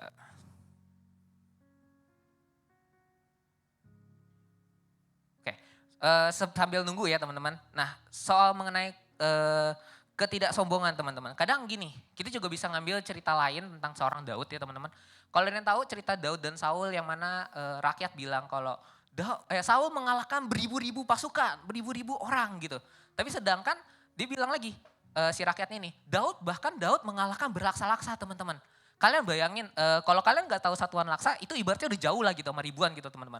Jadi dibilang Daud lebih baik daripada Raja Saul pada saat itu gitu loh. Jadi, tapi kalau kalian baca di Alkitabnya, Daud gak dicatat sekalipun dia sombong atas pencapaiannya, atas usahanya. Kalau kita lihat lagi, di ayat satunya kita baca bareng-bareng ya. 1, 2, 3. Nyanzira Daud, Tuhan aku tidak tinggi hati dan tidak memandang dengan sombong, aku tidak mengejar hal-hal yang terlalu besar atau hal-hal yang terlalu ajaib bagiku. Dibilang, aku tidak tinggi hati. Bahkan Daud pun berani buat statement kalau misalnya dia itu gak tinggi hati teman-teman. Dia buat statement bahwa dia gak berani untuk menyombongkan. Karena dia gak mengejar hal-hal yang bilang terlalu besar, terlalu ajaib. Karena dia cuma ngejalanin sesuatu sesuai dengan apa yang Tuhan mau. Makanya kenapa dibilang dia poin pertama tuh, dia tuh ngandelin Tuhan. Ketika dia ngandelin Tuhan, percaya aku sama aku teman-teman. Tuhan pasti akan bantu proses apa yang kita lakukan. Amin? Oke. Dan juga poinnya adalah orang yang rendah hati itu adalah orang yang gak memegahkan diri. Sama seperti cerita Daud, di mana Daud gak berani memegahkan diri kepada Tuhan, gak berani memegahkan diri ke orang-orang kalau misalnya dia lebih baik daripada siapapun. Jadi makanya kenapa dibilang orang yang rendah hati adalah orang yang gak memegahkan diri. Lanjut, poin ketiga, ciri-ciri ketiga orang yang rendah hati itu adalah mengampuni teman-teman. Next. Iya, nggak keluar. Nah, next. Iya, oke. Mengampuni. Mengampuni itu berarti gini teman-teman. Kalau kalian baca di 1 Samuel 26 teman-teman. 1 Samuel 26 itu ini bercerita tentang Daud versus Saul gitu. Daud versus Saul. Jadi ibaratnya kalau di zaman sekarang tuh kayak Fast Furious-nya ini nih. Daud sama Saul gitu loh, kejar-kejaran gitu loh. Jadi di ceritanya kalau kalian baca di Perikop 1 Samuel 26 dibilang Daud mengampuni Saul untuk yang kedua kalinya. Bayangin, lo udah mau dibunuh. Terus ada nih kesempatan untuk ngebales gitu, ngebales si Saul ini supaya gak dikejar lagi. Bisa gitu untuk dibunuh, tapi Daud memaafkan untuk sekali. Dan tiba-tiba kedua kalinya datang lagi nih. Kedua kalinya si Saul ini masih bandel gitu. Udah dimaafin sekali, masih aja berulah gitu, masih bandel gitu. Dan si Daud ini masih kayak, ya udahlah, gue mau maafin lo karena gue tahu bahwa yang menghukum lo bukannya gue, tapi Tuhan gitu loh. Jadi mengampuni juga berbicara tentang rendah hati itu juga berbicara tentang mengampuni 100% teman-teman. Ingat, aku note ya 100%. Kenapa? Karena ketika kita belum mengampuni 100% berarti kita itu belum menjadi pribadi yang rendah hati teman-teman. Ketika kita belum mengampuni secara penuh berarti kita belum termasuk jadi orang yang rendah hati. Lalu kita bahas poin keempat. Poin keempat adalah mau dikoreksi teman-teman. Mau dikoreksi. Ini ada juga ini kalau kita baca di 2 Samuel 11 ayat 12. Ini 2 pasal, aku akan langsung ceritain aja. Ini mengenai cerita Daud dan Betsheba teman-teman. Ada yang udah tahu kisahnya Daud dan Betsheba? Tahu ya? Tahu ya? Ini aku ceritain dikit. Jadi ceritanya adalah ketika Daud udah jadi raja teman-teman. Daud udah jadi raja dan dia lagi naik, ibaratnya kerajaannya tuh lagi perang, Israel lagi perang. Biasanya kalau dicatat di Alkitab, Daud itu selalu ikut perang. Tapi entah kenapa Daud itu hari itu gak ikut perang. Kayak ya udahlah gue ngecil aja di rumah gitu loh. Gue ngecil, gue santai aja gitu loh, orang lagi perang gue tinggalin gitu. Dan pada saat itu kalau kita lihat lagi kondisi perang, biasanya tuh penjagaan agak sedikit lebih longgar lah gitu. Penjagaan kayak sedikit lebih santai gitu. Dan akhirnya Daud ketika dia lagi gak dikawal siapapun, dia jalan-jalan lah gitu. Sampai di Sotoh istana. Sotoh tuh bisa kayak ibaratnya atapnya gitu, naik di atasnya gitu. Ya balkon, betul. Nah di situ Daud lagi ngeliat ke bawah. Tiba-tiba ngeliat dia, wah ada yang mandi nih. Aduh langsung teman-teman. Daud langsung gak pikir panjang teman-teman, Daud langsung melakukan dosa gitu. Dia bernafsu teman-teman dengan si Betsheba ini. Dan sebelumnya dia nanya dulu, nih siapa nih? Nih siapa? Dia kepo gitu kan, kepo.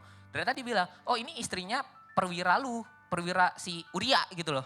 Dan akhirnya si Daud dengan, karena dia sudah terjerat dalam dosa, akhirnya dia berpikir, skenario apa yang bagus ya? Skenario apa nih bagus nih biar gue gak kelihatan bersalah gitu. Awalnya yang bilangnya gak bersalah, jadi dia buatlah beberapa skenario dan akhirnya gagal.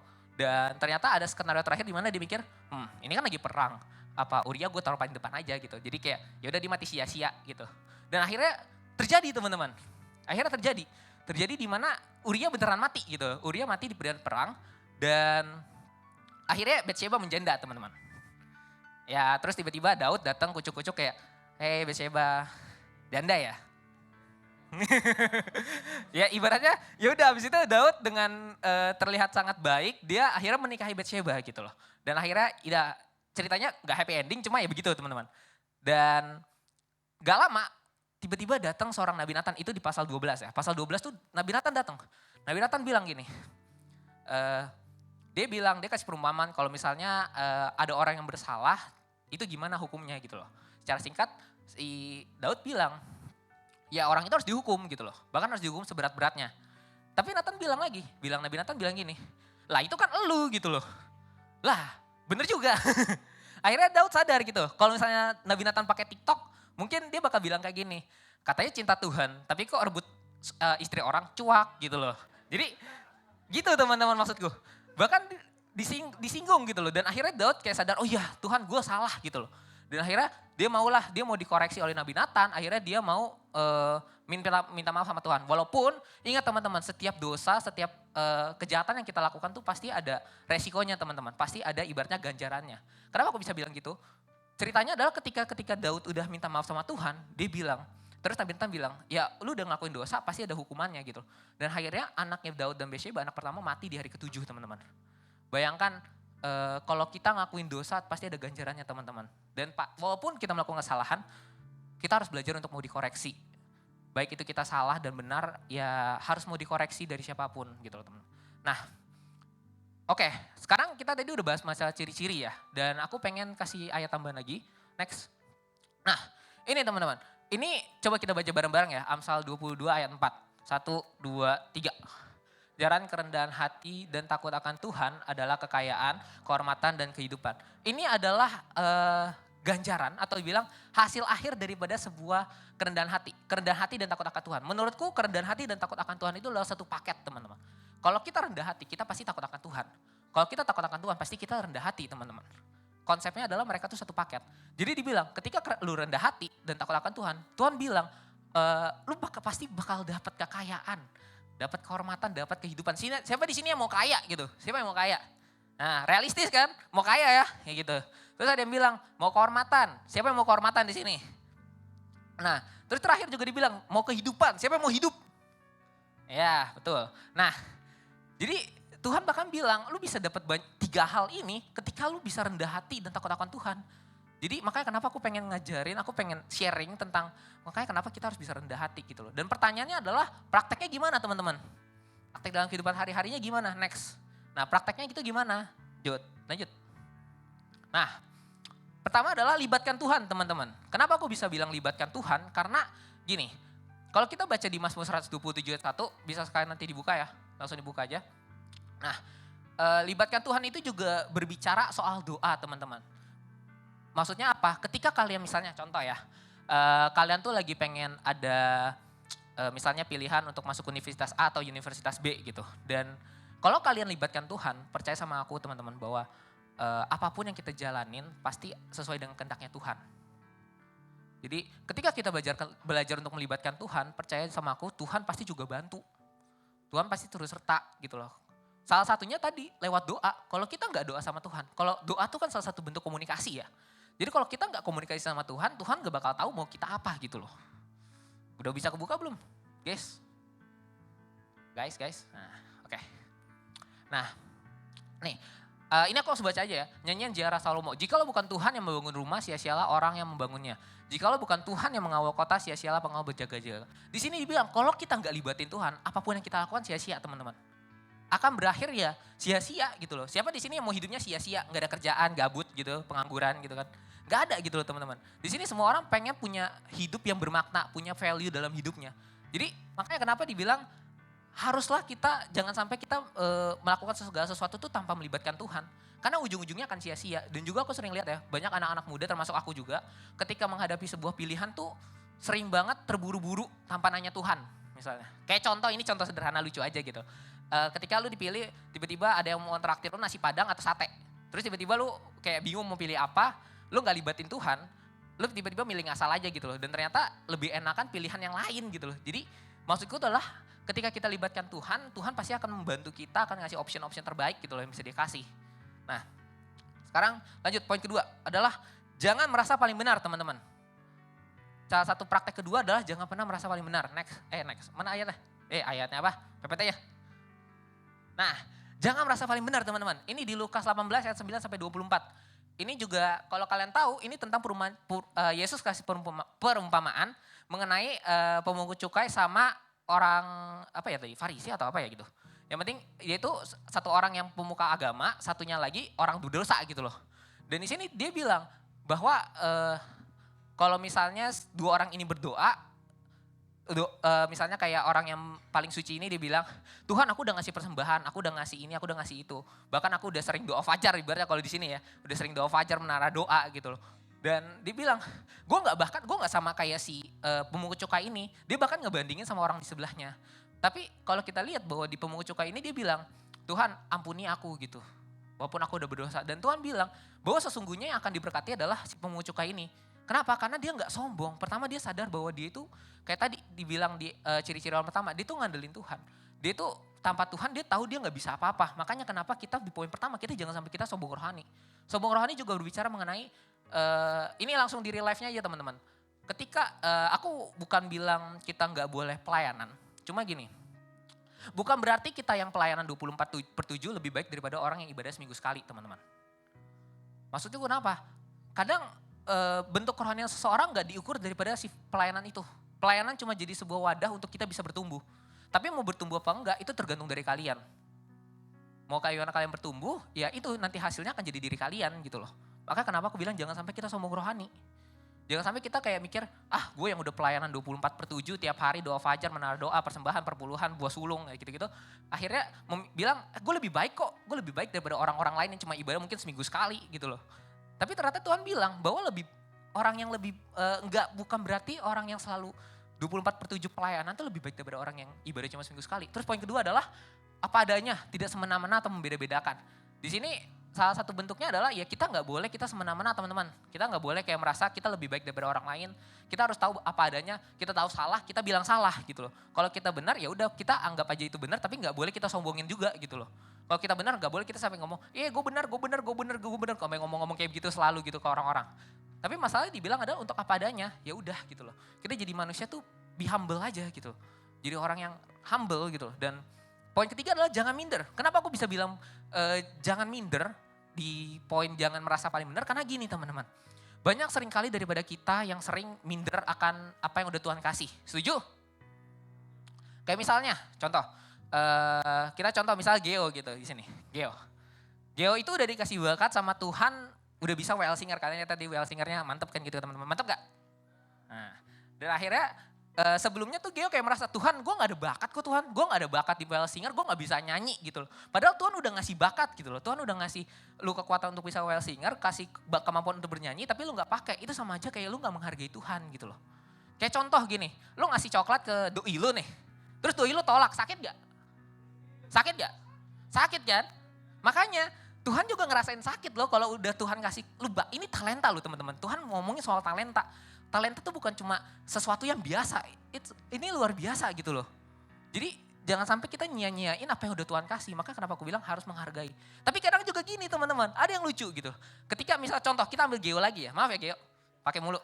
Nah, misalnya kita ambil contoh, Geo tadi habis pelayanan, terus tiba-tiba aku datang gitu, aku bilang ke Geo, pelayanan lu bagus banget, keren. Terus Geo bilang, enggak biasa aja, jelek kok jelek. Terus gue bilang lagi, iya bagus banget. Terus dia tetap bilang, enggak jelek, masih jelek. Terus gue bilangnya, benar gue pukul lama-lama. Nah akhirnya gini, kita sebagai manusia, contohnya sebagai Geo, dia tuh dia selalu merasa enggak. Padahal dalam hati kayak gini, ayo puji aku terus, puji gitu loh. Puji, akhirnya kayak orang jadi haus akan pujian gitu loh. Kadang orang bilang minder, tapi padahal dia haus akan pujian. Dan seperti yang aku bilang tadi ya, rendah hati itu adalah sifat, sikap dari dalam diri. Kalau dari diri kalian udah sombong, itu berarti bukan rendah hati gitu loh. Walaupun dalam hati kalian cuma bilang, dalam hati kalian sombong, tapi di luar kalian enggak, itu sama aja bohong gitu loh. Jadi maka kenapa dibilang kita nggak boleh merasa paling benar. Karena ya ini 3 poin ini adalah yang paling penting gitu loh kalau misalnya kita lihat dalam kehidupan sehari-hari. Lanjut. Iya. Nah ini juga sama, jangan sok pintar teman-teman. Aku cuma mau bilang kalau misalnya ketika kita sok pintar, kita bisa baca di Roma 12 ayat 16 tapi bisa dibuka nanti. Nah Roma 12 ayat 16, iya itu. Ya Roma 12 ayat 16, tapi mau baca sini hilang. Nah dibilang tentang jangan sampai kita jadi orang yang sok pandai teman-teman. Kenapa bisa dibilang gitu? Karena gini, ketika kita jadi orang yang sok pandai, percaya sama aku, kita pasti jadi orang yang nggak mau menolak, nggak mau menerima nasihat. Kayak kita pikir, kayak misalnya contoh Geo lagi.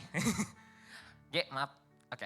Jadi gini, misalnya Geo nasehatin aku, tapi aku udah merasa sok pinter gitu loh. Aku merasa aku lebih baik kok daripada dia, gue lebih bisa daripada dia. Akhirnya gue gak menerima masukan yang dia kasih. Sedikit pun gue gak menerima gitu loh. Gak menerima dari masukan yang Geo kasih. Dan akhirnya makanya kenapa dibilang, di ayat terakhir nih, dibilang, janganlah menganggap dirimu pandai teman-teman. Tuhan pun bilang jangan sampai kita menganggap diri kita tuh lebih baik daripada orang lain. Jangan sampai kita merasa kita lebih pintar daripada orang lain. Karena kalau misalnya kita ngambil perumpamaan zaman sekarang tuh di atas langit masih ada langit teman-teman. Jadi jangan sampai kita udah sok-sokan kita merasa bisa, ternyata lebih bisa dari kita. Kan malu ya. Kan malu ya ngerasanya kalau misalnya lebih baik daripada kita tapi kita udah sombong gitu loh. Nah makanya kenapa aku bilang jangan sampai kita tuh untuk, tadi apa sih aja teh? Ya, jangan sampai kita sok pandai. Lupa kan. Jangan sampai kita kayak kepinteran gitu jadi orang. Karena tadi ada rumusnya kalau misalnya, ini balik ke PPT dulu ya. Misalnya ada rumusnya teman-teman. Kalau misalnya kita sok pinter, itu tuh sama dengan sombong, itu sama dengan kita gak mau menerima nasihat orang lain. Lanjut. Nah poin keempat itu, tadi keberapa ya? Nah iya, keempat berarti. Next. Nah, poin keempat itu adalah mau mendengar nasihat dan belajar, teman-teman. Kenapa aku bisa bilang gini? Kita sama-sama buka juga di Yakobus 1 ayat 19. Yakobus 1 ayat 19. Nah, ini juga berbicara mengenai yang tadi ku bilang, ketika kita udah merasa salah. Misalnya contoh ya, kayak aku ngerasain salah, aku ada sebuah kesalahan, terima nasihat dengan baik, teman-teman. Terima apa yang orang bilang dengan baik. Tapi aku bukan berarti bilang harus benar-benar diterima. Karena ujung-ujungnya juga kita harus filter sendiri gitu loh. Kalau misalnya kita baca di ayat ini, aku baca langsung. Hai saudara-saudara yang kukasihi, ingatlah hal ini. Setiap orang hendaklah cepat untuk mendengar, tetapi lambat untuk berkata-kata dan juga lambat untuk marah gitu loh. Tuhan pengen kita ngedengerin aja yang cepat. Tapi mulut kita tuh jangan sampai kita ngomong kayak kita langsung lawan apa yang orang bilang. Kalau ketika orang nasihatin kita langsung lawan. Enggak kok, enggak kayak begitu. Enggak boleh gitu, teman-teman. Kita harus pertama dengerin dulu. Baik walaupun itu nasihat yang baik atau nasihat yang buruk, kita tetap harus dengerin dulu. Kenapa? Karena kita juga salah satu bentuk untuk kita menghargai apa yang orang itu udah bilang. Setidaknya seperti itu. Mau misalnya lu lakuin nasihatnya atau enggak, ya itu balik ke diri lu sendiri gitu loh. Lu mau filter apakah ini hal baik buat gua atau sebenarnya nasihat ini tuh untuk menjatuhkan gua gitu loh. Nah, itu makanya kenapa kita harus pilih-pilih. Balik lagi ke slide-nya. Maaf ya, bolak-balik. Tadi mana? Nah, mau mendengar nasihat ini juga berbicara soal introspeksi diri. Introspeksi diri mana kalau ketika orang udah ngasih tahu kita, yang tadi gue bilang, kita harus sama-sama filter dulu, kita lihat apakah itu benar atau enggak, kita introspeksi. Gue salah enggak sih sebenarnya? Tapi jangan sampai kita introspeksinya kayak kita juga merasa paling benar, kayak di nomor 3 tadi. Kalau kita udah merasa paling benar dari awal, kita nggak bakal mau mendengar nasihat gitu loh. Maka kenapa aku bilang urutannya tuh 3 dulu baru 4 gitu loh. Kenapa jangan sok pinter dulu baru harus mendengar nasihat gitu loh. Supaya apa yang keluar di kuping jangan keluar lagi gitu loh. Kalau orang bilang kan masuk kiri keluar kanan gitu. Jadi makanya kita harus belajar untuk belajar untuk mendengar nasihat gitu loh. Dan ini kita lanjut aja. Poin kelima itu adalah jangan ada dendam. Kenapa aku bisa bilang gitu? Karena gini teman-teman. Kita nyambung ke poin kedua mengenai tadi jangan sok pinter. Gini, kadang kita sebagai orang itu suka banget menyalahkan orang lain. Kadang gini, ketika kita merasa benar, jadi bukan karena kita merasa benar kita boleh menghakimi yang salah. Kadang ketika kita merasa diri kita lebih benar teman-teman, kita suka banget kayak bilang, lu salah, lu gak boleh begini, lu gini. Lu nyalahin dia, lu hakimi dia. Tapi percaya sama aku teman-teman, penghakiman itu biasanya akan mendatangkan sebuah perselisihan. Kayak misalnya contoh, ini kalau misalnya kita dinasihatin orang lain, kita akan ngerasa, gue gak suka nih sama dia, kebanyakan nasihat gitu. Kebanyakan ceramah, padahal gak penting gitu ibaratnya. Dan kita jadi gak suka nih sama nih orang. Dan hal ini juga bisa menimbulkan dendam gitu loh. Salah satu bentuknya ya dendam secara nggak langsung tuh kayak gini teman-teman. Misalnya kita nggak suka sama orang, kita ngomongin itu orang terus sama teman-teman kita ngomongin kejelekan orang itu terus. Jadi salah satu bentuknya adalah makanya kenapa aku bilang sebelumnya tuh kita harus mengampuni 100%. Sama seperti dendam. Jangan sampai ada dendam di dalam diri kita tuh 100%. Karena maksudnya ketika kita ada dendam sedikit pun, ketika ada kita dendam sedikit, itu pasti akan bertumbuh teman-teman. Dendam itu selalu bertumbuh hari demi hari. Kalau kita nggak hapus dari awal, itu dendam pasti akan makin banyak, makin berasa.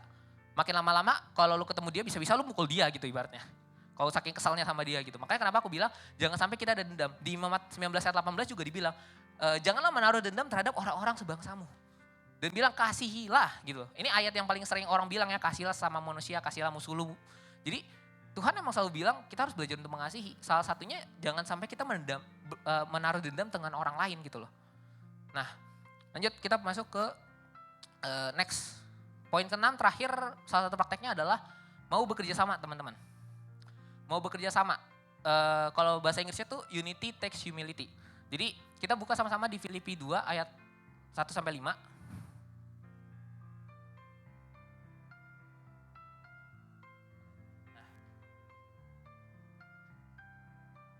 Oke, ini aku sambil baca aja juga.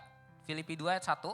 Jadi karena dalam Kristus ada nasihat, ada penghiburan kasih, ada persekutuan roh, ada kasih mesra dan belas kasihan. Ayat kedua, karena itu sempurnakanlah sukacitaku dengan ini, hendaklah kamu sehati, sepikir dalam satu kasih, satu jiwa, satu tujuan. Dengan tidak mencari kepentingan sendiri atau puji-pujian yang sia-sia. Sebaliknya hendaklah dengan rendah hati, yang seorang menganggap yang lain lebih utama daripada dirinya sendiri. Dan janganlah tiap orang hanya memperhatikan kepentingannya sendiri, tapi kepentingan orang lain juga gitu loh. Di sini Tuhan cuma pengen bilang bahwa kita itu harus bekerja sama antara satu dengan yang lainnya gitu loh. Karena gini, kita sebagai manusia itu adalah makhluk sosial, betul? Betul. Makhluk sosial itu adalah makhluk yang membutuhkan satu sama lain gitu. Jadi kita juga butuh Tuhan, kayak tadi poin pertama tuh kita juga butuh Tuhan, tapi kita juga butuh orang lain loh. Jadi jangan sampai kita jadi orang yang selalu berusaha untuk mengandalkan dirinya sendiri. Balik ke PPT lagi deh. Nah, salah satu poinnya juga Tuhan pengen bilang kalau misalnya jangan sampai kita membeda-bedakan orang tadi bilang ya. Jadi jangan sampai kita mikir kalau misalnya dia nggak baik gitu buat gue misalnya ketika lagi pelajaran atau segala macam, gue nggak mau temenan sama dia gitu loh. Jangan sampai gitu teman-teman. Tuhan pengen kita tuh selalu berteman dengan siapapun. Tadi kan aku bilang jangan sampai kita membeda-bedakan. Terus yang kedua, tadi poin ini pertama ya, menghargai dan menerima kekurangan masing-masing. Setiap daripada kita punya kelebihan dan kekurangan teman-teman. Setiap daripada kita tuh punya plus minusnya. Jadi harus kita pelajarin, harus kita tahu, dan kita taruhlah orang-orang itu di dalam posisi yang sesuai dengan kelebihannya. Contoh, aku nggak bisa nyanyi teman-teman. Aku cuma bisa pegang kamera. Nggak mungkin dong aku malah jadi well singer di sini. Ada gereja bubar gitu tiba-tiba kalau misalnya gue nyanyi di sini. Nah makanya kenapa gue memilih untuk pegang multimedia, karena gue merasa gue bisa di kameramen. Jadi ketika kita udah tahu kelebihan dan kekurangan masing-masing, kita harus tahu gimana kita memposisikan diri. Lanjutnya adalah jangan jadi orang yang apatis. Apatis tuh kayak nggak peduli akan orang lain, kayak ya udah kepentingan gue gitu, kepentingan lo gue nggak ngurus gitu loh. Karena gini teman-teman, aku bukan bilang kita nggak boleh membantu orang lain. Cuma gini, ketika kita mau ngebantu orang lain, pikirkanlah bahwa hal itu akan membantu dia atau enggak. Kadang gini, kita ngebantu orang lain, kadang tuh gini, ini salah satu contoh, joki tugas. Di sini ada yang sering joki tugas, jujur. Nah, sama, saya juga. Dulu pernah gitu. Dan akhirnya aku sadar kalau misalnya ternyata joki tugas itu bukan untuk ngebantu kita, tapi kita malah jadinya tuh gak bisa belajar tentang materi yang sebenarnya kita harus kerjakan gitu loh. Dan akhirnya sampai ketika aku ujian, buyar, aku bingung nih. Ini soal ada di tugas tapi gak pernah gue kerjain gitu kan. Dulu gue pernah pakai joki gitu dulu kan. Jadi makanya kenapa dibilang kadang kita harus membantu sesuai dengan, emang itu harus membantu gitu halnya. Kayak misalnya juga contoh lain. Ketika kita membantu orang, usahakan kita memang dalam kondisi bisa membantu. Aku bukan bilang di sini kita nggak boleh bantu orang. Cuma gini, kalau misalnya kalian lagi dalam masalah atau susah, ya nggak apa-apa kalau kalian mau membantu orang. Tapi bayangin kalian tuh bisa atau enggak sih bantunya. Karena juga ngebantu orang itu ibaratnya nggak boleh setengah-setengah juga loh teman-teman. Kita ngebantu orang ya memang benar-benar harus pure bantu gitu loh. Kalau kalian memang nggak bisa, say sorry, nggak bisa gitu loh. Jadi jangan sampai kita mikir, jangan sampai kita kayak karena gue orang Kristen gue bantu orang, gue selamatin orang tsunami gitu tiba-tiba. Kan nggak mungkin kan? Kalian mau nyelamatin orang longsor yang padahal ya nanti kalian yang kena sendiri gitu loh. Yang paling mungkin bantunya mungkin pasca longsor dan segala macam itu nggak apa-apa. Tapi ketika tiba-tiba baru longsor kalian mau jadi pahlawan kesiangan ya nggak boleh gitu loh maksudku. Kalian bisa jadi celaka sendiri gitu loh. Jadi makanya tahu batasan juga dibilang, makanya lo harus tahu kekurangan dan kelebihan masing-masing. Nah kita next lagi. Nah, ini aku pengen ingatin lagi, ini di ayat pertama tadi ya, Amsal 18 ayat 12. Tinggi hati mendahului kehancuran, tapi kerendahan hati mendahului kehormatan teman-teman. Di sini semua orang pasti mau dihormati ya. Hormati juga berbicara soal tadi ya, tentang dihargai, dipercayai, dibanggakan. Dan juga kehormatan juga bisa bilang tentang kekayaan ataupun pangkat. Pangkat gak berbicara soal lu perwira, lu jenderal, tapi pangkat di sini berbicara tentang kerohanian lu juga bisa sampai mana. Pangkat lu bisa berbicara, lu tuh udah setinggi apa sih sampai bisa ngomong kayak gini? Lu tuh kayak gimana sih sampai lu bisa seperti itulah gitu misalnya kayak misalnya berbicara tentang level, misalnya kita contoh kayak main game. Main game itu kan semakin tinggi levelnya semakin kuat dong. Harusnya gitu kan. Jadi sama juga seperti ini. Ketika kita rendah hati, kita juga bakal kuat bersama dengan Tuhan gitu. Tapi masalahnya adalah terakhir adalah bagaimana proses dari kerendahan hati itu sendiri. Karena rendah hati itu juga gak semudah yang kita pikirkan. Menjadi orang yang rendah hati itu gak semudah orang yang kita bisa kayak andaikan lah gitu loh teman-teman.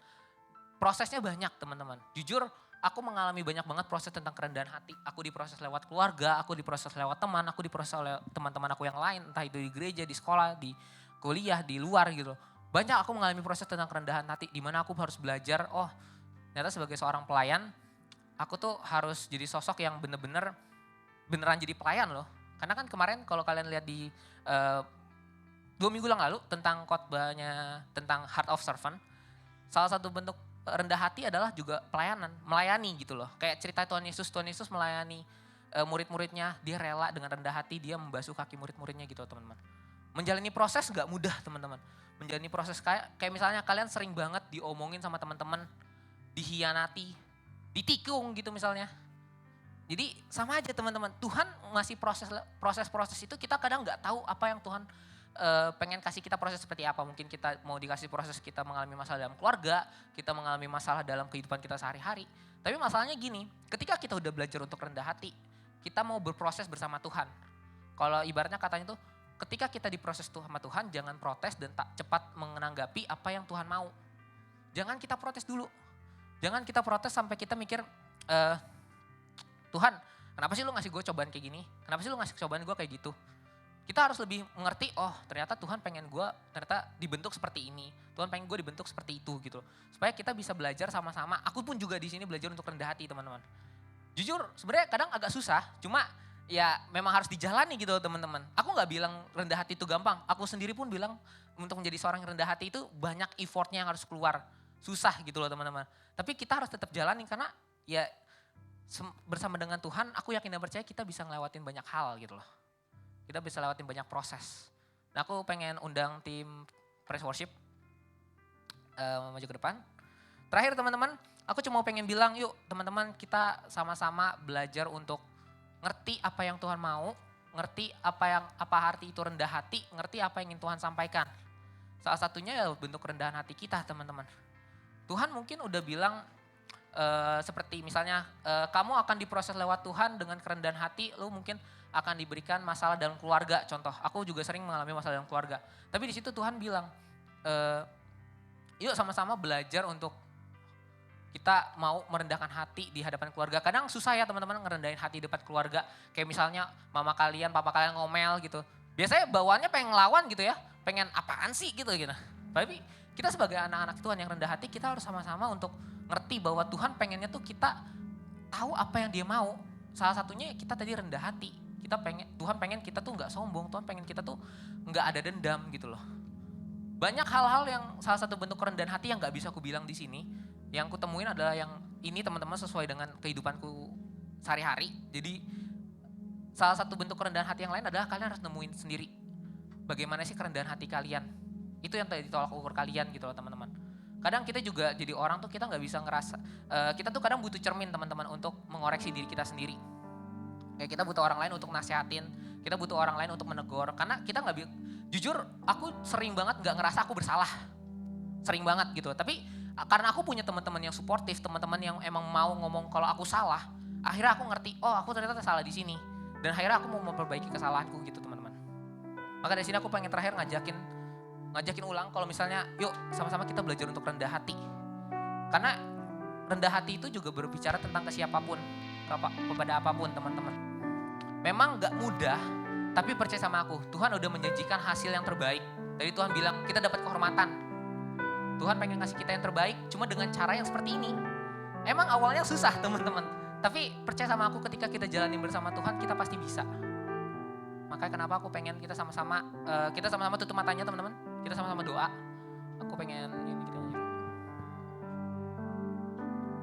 Jadikan aku indah yang kau pandang mulia, seturut karyamu di dalam hidupku. Ajarku berharap hanya kepadamu, taat dan setia kepadamu Tuhan. Jadikan aku Yuk kita doa sungguh-sungguh teman-teman.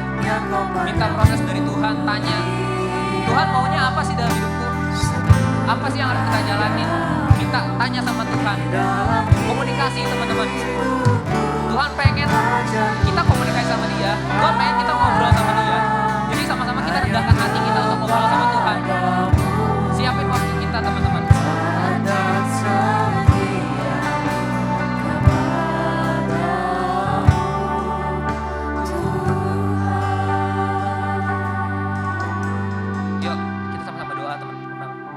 Tuhan, hamba telah selesai berbicara, tapi hamba yakin Engkau belum selesai berurusan dengan kami. Kami yakin dan percaya bahwa proses yang kami jalani lewat kerendahan hati kami, Engkau yang menguji kami. Engkau yang membuat kami bisa berada sampai tempat ini. Engkau yang pasti akan membawa kami jauh-jauh dan lebih jauh tinggi Tuhan. Kami yakin lewat setiap proses yang Tuhan kasih. Kami yakin setiap hal yang kami lalui. Ketika kami belajar untuk mengandalkan Engkau, ketika kami belajar untuk melibatkan Engkau, kami pasti bisa ngelakuin ini Tuhan. Kami percaya Tuhan, mungkin memang gak gampang Tuhan. Mungkin kami capek Tuhan, kami capek untuk ngadepin banyak hal di dunia ini. Kami capek ngadepin proses yang Engkau kasih. Tapi lewat hari ini kami mau belajar bahwa lewat proses yang Tuhan kasih, kami bisa bersama-sama maju Tuhan. Bersama dengan Engkau kami maju Tuhan. Bersama dengan Engkau, tuntunan Engkau yang luar biasa Tuhan. Ajar kami Tuhan untuk selalu rendah hati, ajar kami untuk selalu bisa berjalan bersama Engkau, ajar kami untuk bisa selalu sehati dengan Engkau Tuhan. Terima kasih Bapak, ini doa kami Tuhan, hanya dalam nama Tuhan Yesus kami telah berdoa dan mengucap syukur. Haleluya, amin. Terima kasih teman-teman. Oke, thank you Ko Jovan. Semua diberkati oleh firman Tuhan hari ini, amin. Mari kita angkat kedua jempol kita arahkan Ko Jovan sambil katakan, thank you Ko Jovan atas pelayanannya, Tuhan Yesus memberkati. Oke, JTC PRJ sangat rindu menyambut jiwa-jiwa baru. Ada yang baru pertama kali hadir di JTC PRJ, lambaikan tanganmu. Ada? Oh, ada di sebelah kanan. sini. Shalom. Ada lagi di depan, ada lagi satu. Shalom. Shalom, selamat datang. Ada lagi yang baru pertama kali hadir di JTC PRJ. Baik, minggu depan jangan lupa datang lagi teman-teman semua. Baik, sebentar kita akan memberikan persembahan. Boleh disiapkan uang persembahannya. Bagi teman-teman yang memberikan secara transfer, boleh di-scan QR di depan atau mungkin QR di depan kursi kalian. Dan bagi teman-teman yang memberikan secara cash, boleh disimpan dulu sampai nanti di pintu keluar ada kotak coklat di belakang. Baik, sebelum kita memberikan persembahan, kita bersama doa. Tuhan, kami sungguh syukur Tuhan untuk hari ini Tuhan, penyertaan-Mu sungguh luar biasa Tuhan. Sampai siang hari ini kami telah mendengarkan sebagian dari isi firman-Mu. Kiranya firman yang taburkan pada hari ini Tuhan dapat menjadi rema dalam setiap kehidupan kami. Dan sebentar kami akan memberikan persembahan. Kiranya Tuhan yang berkati persembahan ini Tuhan agar dapat memperluas kerajaan-Mu di bumi ini Tuhan. Hanya dalam nama-Mu kami telah berdoa dan bersyukur. Haleluya. Amin. Selamat memberi teman-teman semua. Sembari memberi kita akan memberikan pengumuman dari announcer Cinto. Kita kasih tepuk tangan terbaik buat Cinto.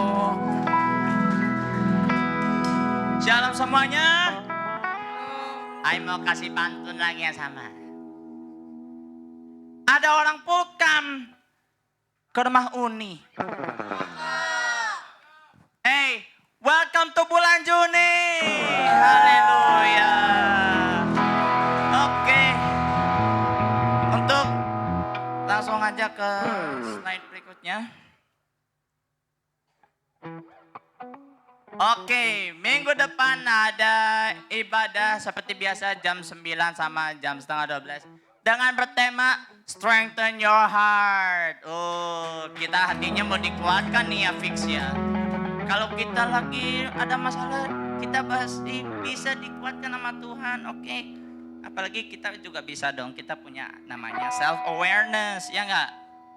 So, kita harus be aware to like us, alright? So, kita langsung aja ke next slide. By the way, jangan lupa undang teman kalian, oke?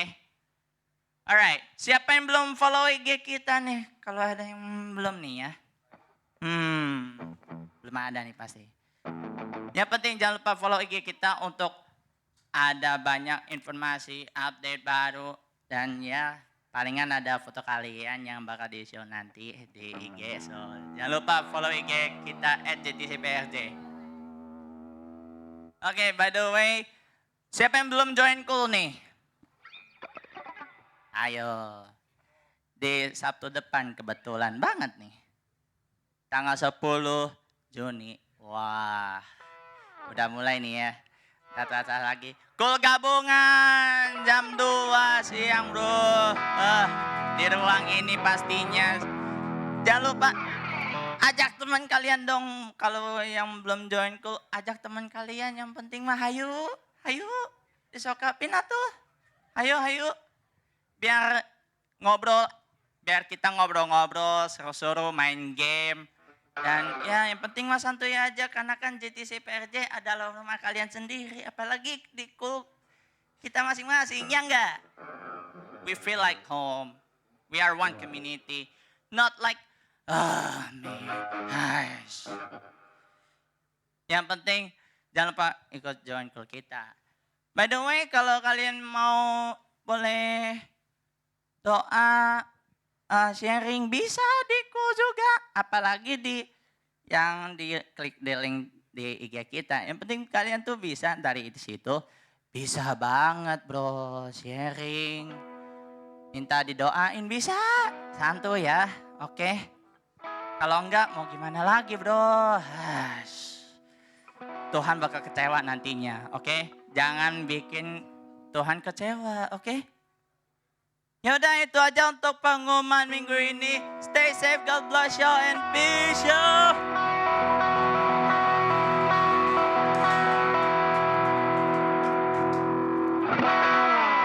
Baik, thank you Cinta pengumumannya. Aku undang semua untuk kita bangkit berdiri. Kita mengakhiri ibadah ini dengan doa syafaat.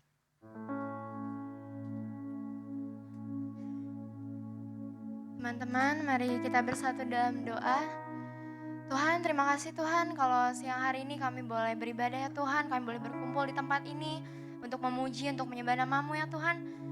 Kami juga bersyukur Tuhan kalau kami diingatkan untuk tetap humble ya Tuhan, rendah hati, untuk tetap takut akan Engkau ya Tuhan. Dan kami juga berdoa ya Tuhan untuk Ko Jovan yang telah menyampaikan firman-Mu. Teman-teman, mari arahkan tangan kita ke Ko Jovan. Tuhan, Kau berkati Jovan dalam segala aspek kehidupannya ya Tuhan. Kau berikan ia selalu kesehatan yang prima. Berkati untuk keluarganya, untuk pekerjaannya ya Tuhan, untuk studinya. Jadikan ia garam dan terang-Mu ya Tuhan.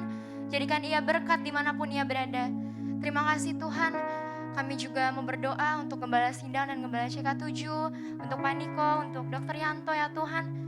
Biar kiranya Kau memberikan mereka hikmat dan marifat-Mu ya Tuhan. Bagi mereka dalam melayani-Mu lebih dan lebih lagi ya Tuhan. Dimanapun mereka melayani-Mu ya Tuhan, kami percaya ya Tuhan, itu semuanya untuk meninggikan nama-Mu ya Tuhan, untuk memuliakan nama-Mu. Kami juga mau berdoa ya Tuhan, untuk leaders GC ya Tuhan, untuk Ko Jos dan juga Ko Frans. Biar Kau yang berkati ya Tuhan mereka, Kau yang berkati setiap apa yang mereka lakukan ya Tuhan, boleh berhasil ya Tuhan. Jadikan mereka naik bukan turun, menjadi kepala bukan ekor. Terima kasih Tuhan, kami juga mau berdoa untuk negara kami, untuk Indonesia. Indonesia akan aman dalam perlindungan tangan-Mu. Setiap roh si jahat, apapun itu ya Tuhan, mara bahaya, malapetaka yang ingin mengganggu negara kami mau patahkan, kami ingin hancurkan di dalam nama Tuhan Yesus Kristus. Terima kasih Tuhan, kami juga mau berdoa untuk Presiden, Wakil Presiden, untuk Pak Jokowi, dan juga Pak Maruf Amin. Biar kiranya Engkau yang memberikan mereka roh takut akan Engkau dalam mimpi negara kami ya Tuhan. Biar setiap keputusan yang mereka ambil ya Tuhan, itu semua hanya tuntunan daripada-Mu saja ya Tuhan. Kami juga mau berdoa untuk generasi Yeremia, anak-anak muda yang ada di Indonesia ya Tuhan. Akan ada penuaian jiwa yang terbesar ya Tuhan, bagi generasi muda di Indonesia. Dan juga biar kiranya Engkau yang turunkan roh pertobatan ya Tuhan. Anak-anak muda-Mu ya Tuhan, yang mungkin sekarang lagi jauh daripada-Mu, mereka bisa berbalik lagi ya Tuhan ke arah-Mu. Terima kasih Tuhan. Dan sebentar kami ingin pulang, Kau sampaikanlah kami ke tempat tujuan kami dengan selamat tanpa kurang suatu apapun. Sebelum kita pulang, mari kita menerima berkat melalui hamba-Nya. Mari kita angkat kedua tangan kita di hadapan Tuhan, anak-anak JTC yang dikasihi oleh Tuhan Yesus. Sekarang pulanglah dan terimalah berkat yang berlimpah-limpah dari Allah Bapa di dalam nama Tuhan Yesus Kristus, dan persekutuan yang manis dengan Roh Kudus menyertai kita mulai hari ini dan sampai Tuhan Yesus datang kedua kalinya untuk menjemput kita semua di awan-awan yang permai. Di dalam nama Tuhan Yesus Kristus, kita yang sudah menerima berkat, mari sama-sama kita katakan amin. Happy Sunday teman-teman semuanya.